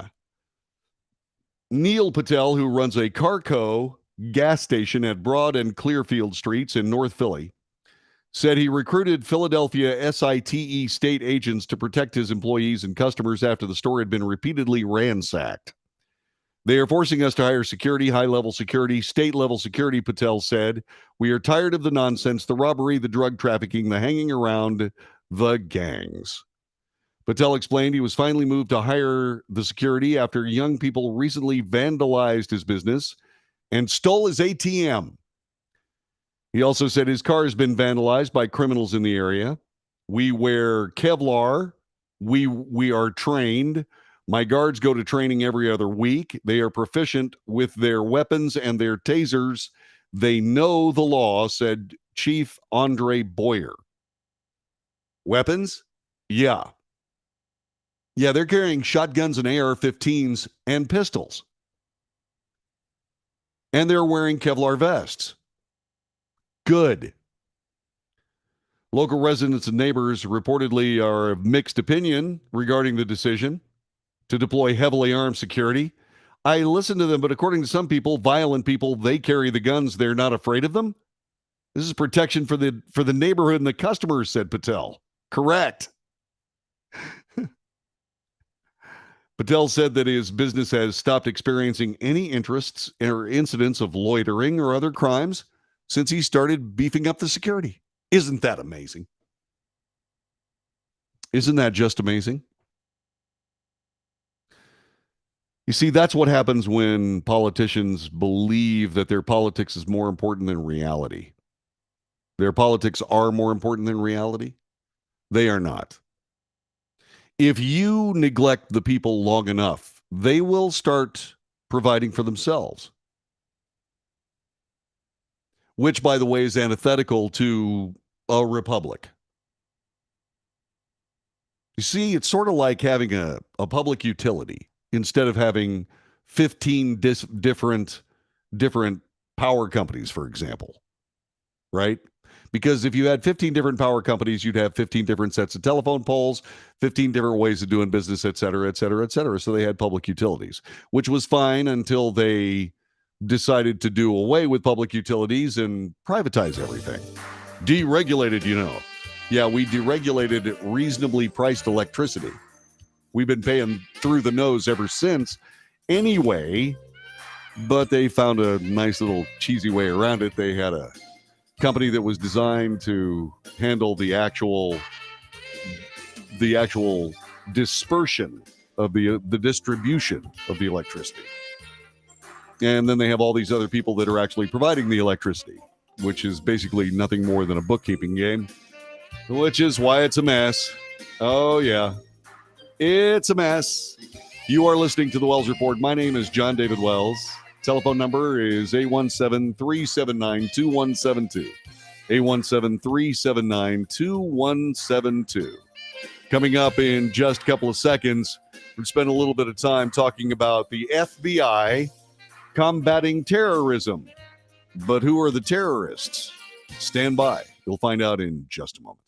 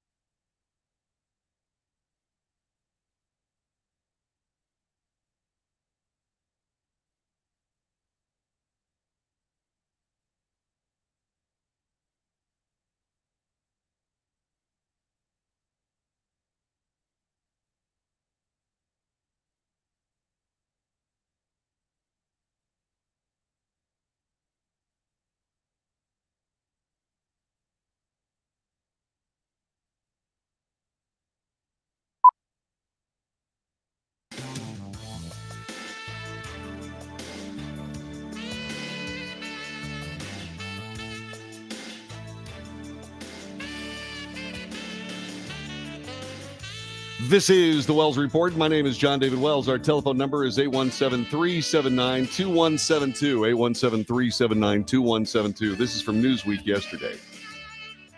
The FBI is conducting 3 times as many domestic terrorism investigations as it was 5 years ago. 70% of its open cases are focused on civil unrest and anti-government activity, according to FBI documents and government specialists. The Bureau has also quietly changed the general classification of white supremacy, anti-Semitism, abortion, and anti-LGBTQ-related extremism to hate crimes rather than terrorism, since terrorism remains the top national security priority. This has lowered the visibility and resources dedicated to those issues. The FBI considers all violent acts and threats of violence with a political motive to be terrorism, according to a senior government official explaining to Newsweek, but not all acts of extremism are considered terrorism. If an act is focused on the government, it's terrorism. But if extremism is focused on private individuals or institutions, it's considered just a crime or classified as a hate crime. The source was granted anonymity to speak about classified matters. On one level, the senior government source says it's more a precise definition of domestic terrorism. The label is applied only to acts with political motives and mass casualties. But in reality, the tweaked classification inserts the FBI and counterterror investigators into the political life of the nation. Are you seeing what's going on here? You see, what they're doing is they're defining terrorism in different ways to suit different occasions. If it's against the government, it's terrorism. And all of the trappings of counterterror and all of the money and so on and so forth from anti-terror organizations in the FBI and other federal law enforcement are brought to bear. But if, say, for example, political, shall we say, political unrest is focused on a non-government agency, well, that's not terrorism. That's just extremism or a hate crime. Oh, I see. Yeah. You see, that way, say, for example, you don't tell everybody that they're a terrorist. What's really fascinating about all of this is as follows. The FBI is ramping up spending to fight MAGA terrorism. MAGA terrorism. Really? Yeah, okay. According to internal FBI numbers obtained by Newsweek, racially or ethnically motivated violent extremism was considered the prime threat and dominated investigations before January 6th. Since then, anti-government, anti-authority, and civil unrest cases have taken over as the number one threat, making up almost 90% of all investigations. A hate crime is targeted violence motivated by the offender's bias against a person's actual or perceived characteristics, said an FBI report. While a domestic terrorism incident involves acts dangerous to human life that are in violation of criminal laws and in furtherance of a social or political goal. As the number of cases involving politics has expanded, the FBI has doubled the number of agents working on that subject. It's not because the FBI is partisan, but more because society and Washington remains obsessed with January 6th than Donald Trump, said the senior government official. It doesn't matter whether the activity is left or right, anti-Biden or anti-Trump, says the official. That's the pool of suspected terrorists. In other words, the focus is now political terrorism. Of 2,700 open cases where an individual or a group of individuals have been designated domestic terrorists by the FBI, almost a third relate to the 2021 riot at the U.S. Capitol or subsequent political activity connected to it. Since then, the counterterrorism agencies have also focused on transnational links of domestic individuals and groups, an approach that provides the intelligence agencies more authority to conduct surveillance and intrusive collection of information. Yeah. Okay, so transnational links to domestic individuals. Okay. Domestic terrorism investigations are being conducted in all 50 states. and in all 56 FBI field offices, says the FBI, with more than double the number of investigators assigned to domestic terrorism work since January 6th. FBI Director Christopher Wray testified before the Senate Homeland Security and Governmental Affairs Committee on November 17th, discussing the number of open cases and what the FBI labels domestic violent extremism. Individuals based and operating primarily within the United States or its territories without direction or inspiration from a foreign terrorist group or other foreign power who seek to further political or social goals, wholly or in part through unlawful acts of force and violence, are described as domestic violent extremists, while foreign-inspired domestic terrorists are called HVEs, homeland violent extremists. The FBI uses 5 categories to describe violent extremism: racially or ethnically motivated violent extremists, including white supremacists, anti-government or anti-authority violent extremists, including everyone from militias to Antifa, violent extremism associated with civil unrest, animal rights, environmental violent extremists, and abortion-related violent extremists. As of October 1st, 2021, according to the latest FBI numbers, 69% of all investigations relate to anti-government and civil unrest-related acts. Military-related investigations contribute to the most rapidly growing group since 2020. Racially and ethnically motivated acts can constitute just 19% of the total number of investigations. Animal rights and environmental investigations make up 1%. Currently, no abortion-related extremism investigations that are labeled domestic terrorism. The last abortion-related domestic terrorism investigation closed on September 2020, according to FBI records. How interesting. What about Jane sent us? Or Ruth sent us? It's Ruth sent us. What's the other one? Jane's Revenge, or what is that? They've been perpetrating acts of extremism. It's just against pregnancy centers as opposed to abortion clinics. See, that's when it gets right back down to this senior person talking a little bit about how it's not partisan, left or right, Biden or Trump, blah, blah, blah, blah, blah. Yeah, it is. It absolutely is. I've been doing some research. I've been doing a little bit of research. How many people were arrested in the Capitol 6th riot? How many people? 800. Correct. How many of those people went to comprehensive jail? 8. Right. That's exactly right. 800 people. How many Capitol riots were there? 1. 1 Capitol riot. 800 people. 8 comprehensively arrested. 2 of them convicted harshly. Others convicted less harshly. 1 riot. People keep saying, well, what about the BLM riots? Well, people were arrested there too. Listen to this. This from the United States Department of Justice.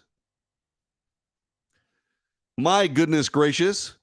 The Department of Justice announced today, and by the way, this is September 24th, 2020. This is old, but you have to keep in mind what we're talking about here is also old. The Department of Justice announced that more than 300 individuals in 29 states and Washington, D.C. have been charged for crimes committed adjacent to or under the guise of peaceful demonstrations since the end of May. These are the BLM Antifa riots of the summer of 2020. To date, of the 94 U.S. attorneys' offices, more than 40 USAOs, United States Attorney's Offices, have filed federal charges alleging crimes ranging from attempted murder, assaulting a law enforcement officer, arson, burglary of a federally licensed firearms dealer, damaging federal property, malicious destruction of property using fire or explosives, felons in possessions of a firearm and ammunition, unlawful possession of a destructive device, inciting a riot, felony civil disorder, and others. Violent opportunists have exploited these demonstrations in various ways. 80 individuals were charged with offenses relating to arson and explosives. Approximately 15 individuals have been charged with damaging federal property. In some instances, these individuals are alleged to have set fires to local businesses, as well as city and federal property, which will regrettably incur millions of taxpayer dollars to repair the damages to the, listen, Portland Courthouse, Nashville Courthouse, Minneapolis Police 3rd Precinct, Seattle Police East Precinct, local high schools in Minnesota, and to replace police cruisers in South Carolina, Washington, Rhode Island, Georgia, Utah, and other states. Corporate and local businesses also targeted. Target corporate headquarters in Minneapolis, Boost Mobile Store in Milwaukee, Champs Sports Store in Tampa, a pizza parlor in Los Angeles, a sushi bar in Santa Monica. In Washington, D.C., a man was engulfed in flames after he poured liquid from a gas can into 3 U.S. Supreme Court police vehicles. He suffered severe burns. In Virginia Beach, authorities identified a man who was alleged to have threatened to burn down an African-American church. You know what I'm missing here? How many police cruisers did the January 6 people set fire to? So there were 800 people at the Capitol that were arrested in one event. There were 300 people that were arrested across the country in hundreds of events. And now, in Newsweek magazine, we hear an article about the FBI is ramping up spending to fight MAGA terrorism. MAGA terrorism. Make America Great Again terrorism. That's what we're doing here? Does anybody see anything wrong with any of this yet? You seen anything out of kilter as I used words earlier today? You know, I've been talking about the fact that I never saw any FBI wanted posters about people who were plainly on video during the BLM riots. We saw people that were taken from video on FBI wanted posters from one end of the country to the other from the Capitol riot. Why didn't we see those with the BLM folks? We arrested 800 people in one event. The DOJ and the FBI arrested 300 people in hundreds of events. The crimes that were at those events were far, far greater under anyone's point of view than the ones at the Capitol riot. But now we have the FBI chasing down MAGA terrorists instead of BLM terrorists. MAGA terrorists instead of Antifa terrorists. And oh, by the way, when we're reading all those handy definitions of just who is a terrorist and under what circumstances they are terrorists, Antifa is a European terrorist organization that's being exported to the United States. That changes the game just a little bit. But no, what we're doing is we're looking for MAGA terrorists. And we just so happen to have changed the definition of what a terrorist is to anybody that's doing anti-government activity. Now, there's something about freedom of assembly and being able to petition the government for redress of grievances that could be easily defined as a terrorist attack. Huh.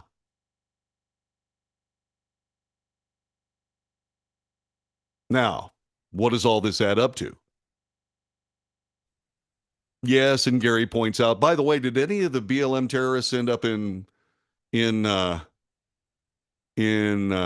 solitary confinement in a federal pokey for almost a year or maybe a year and a half? Did any of those end up in that situation? You know, I can't think of a single one. But I can think of 8 that have in the Washington, D.C. pokey. So the next time somebody comes up to you and says, hey, you know what? Hey, there were people that were arrested during those BLM riots. Yeah, almost less than half of the people that were arrested at the Capitol riot, less than half of that number were arrested in hundreds of BLM riots all across the country. My goodness gracious, 74 people actually face charges.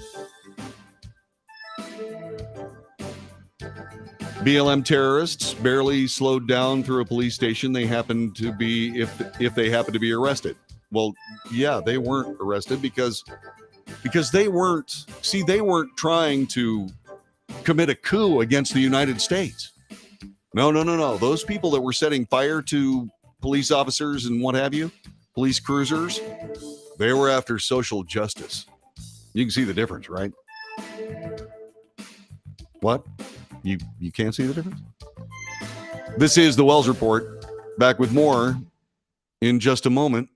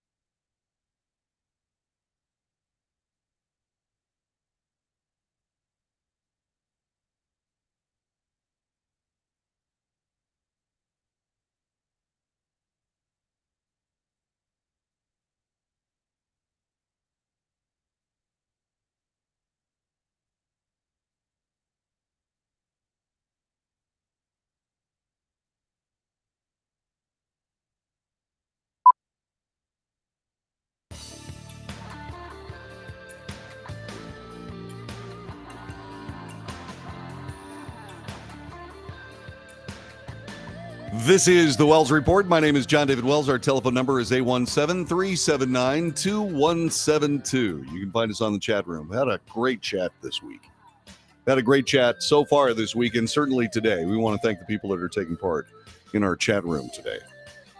While we're on the subject of fair, unfair, real, unreal, you know, the politics of everything, how the Supreme Court of the United States is trying to figure out whether somebody can decide not to do business with someone else based on the fact that they have religious beliefs that are in conflict with the supposed clients who want them to do something that violates their religious precepts.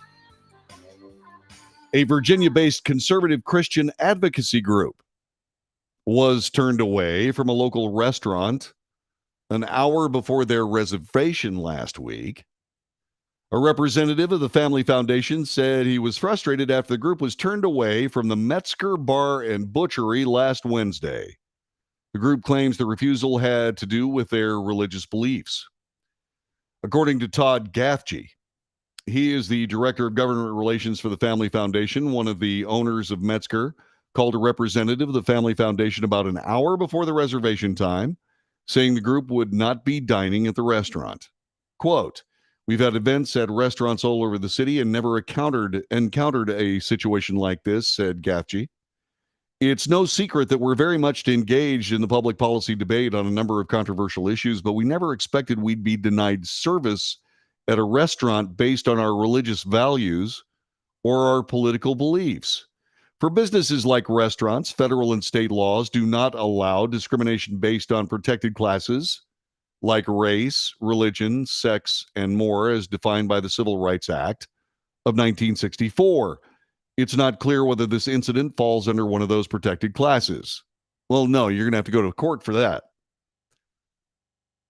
Okay, so you essentially, if you happen to have any kind of political beliefs that go against the status quo ante of the anti-American left, okay, then you need to be able to have a lawyer on retainer and his telephone number in case you get turned away from a dinner that you've been planning for a while and find out an hour beforehand it's not going to happen.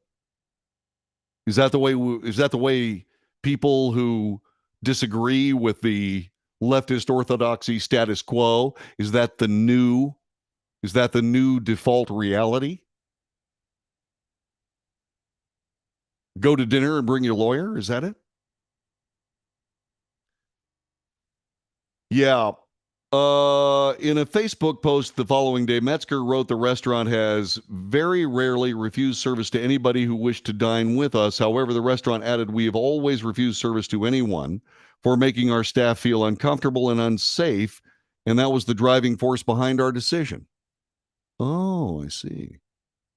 The restaurant noted many staff members were LGBTQ or women that it believed the Family Foundation sought to deprive women and LGBTQ plus persons of their basic rights in Virginia. Really? Gaffney has previously written for the Family Foundation about a stalled effort in 2021 to remove an unenforceable provision of the Virginia Constitution, invalidated by the U.S. Supreme Court in 2015, that defines marriage as between one man and one woman, saying that removing it would open the door to polygamous, incestuous, kinship, or even child marriages. You know, that's what happens when you overplay your hand. Okay? Gaffney said he thought it was unfair of the restaurant to deny service over the group's religious beliefs. It's very intolerant. It's a very intolerant message being conveyed. Well, remember, being tolerant is only for people that agree with us. We will be tolerant if you agree. And if you agree that our standards for being tolerant are righteous and being followed, we'll tolerate you. But if you cross any of those lines, we become intolerant as hell. We become vindictive. We become destructive. We become the people that key your cars. We become the people that we theoretically despise, at least when the television cameras are rolling. Yeah, this is a mess. Yeah. The Family Foundation said it's open to the possibility of a sit-down so that something like this never happens again. We'd like to welcome an opportunity to have a discussion with them, said Gaffney. Meet with them in a private setting where we can have a heart-to-heart about some of the issues. Why? Why? You see, the LGBTQ community involves about 5.3 to 5.5% of the population. Okay? That's about all there is. So, if indeed Metzger Bar and Butchery want to go after 5.3% of the available customer base in Virginia, in Richmond, Virginia, then by all means let them. If that's who they want to cater to, respect it. Respect it. Stay out of the way. Why would you have a meeting with people that would not even allow you to eat at their restaurants? There's no basis for discussion there. So what you do is you just pass the word to those people that follow your group that you're not welcome at that restaurant. They'll find someplace else to go, and sooner or later, the realities of dealing with 5.3% of the available customer base at a particular restaurant will catch up to them. And then maybe you can go to that restaurant with the new honors. This has been the Wells Report. Hope you've enjoyed it. I'll see you again tomorrow. All right, my dear friends, there you go. Yet another broadcast in the can. Let's see what else is going on. Question for Gary. Chickens chasing you chasing you across the farm. Lubbock has 2 power companies. You're sounding like you live in my part of the world. I don't know what that means. I think he's asking if you live in Lubbock. Let's see. It's really outrageous. 1 hour's notice. Yep. Oh, please. Easy excuse. Yeah. Yeah, it's a mess. They're going to be out of business soon. Let them be out of business. Yep. Finally got to be here for the entire 3 hours. Great show as usual. Thanks for the kid that works earlier. You're welcome, John. Thanks very much for being with us today. All right, you guys, I got to run because I got to get rolling. I'll have more time to watch these days after May 2023. All right, my friend, I've got to get going. Got something I got to go do. So peace, love, joy.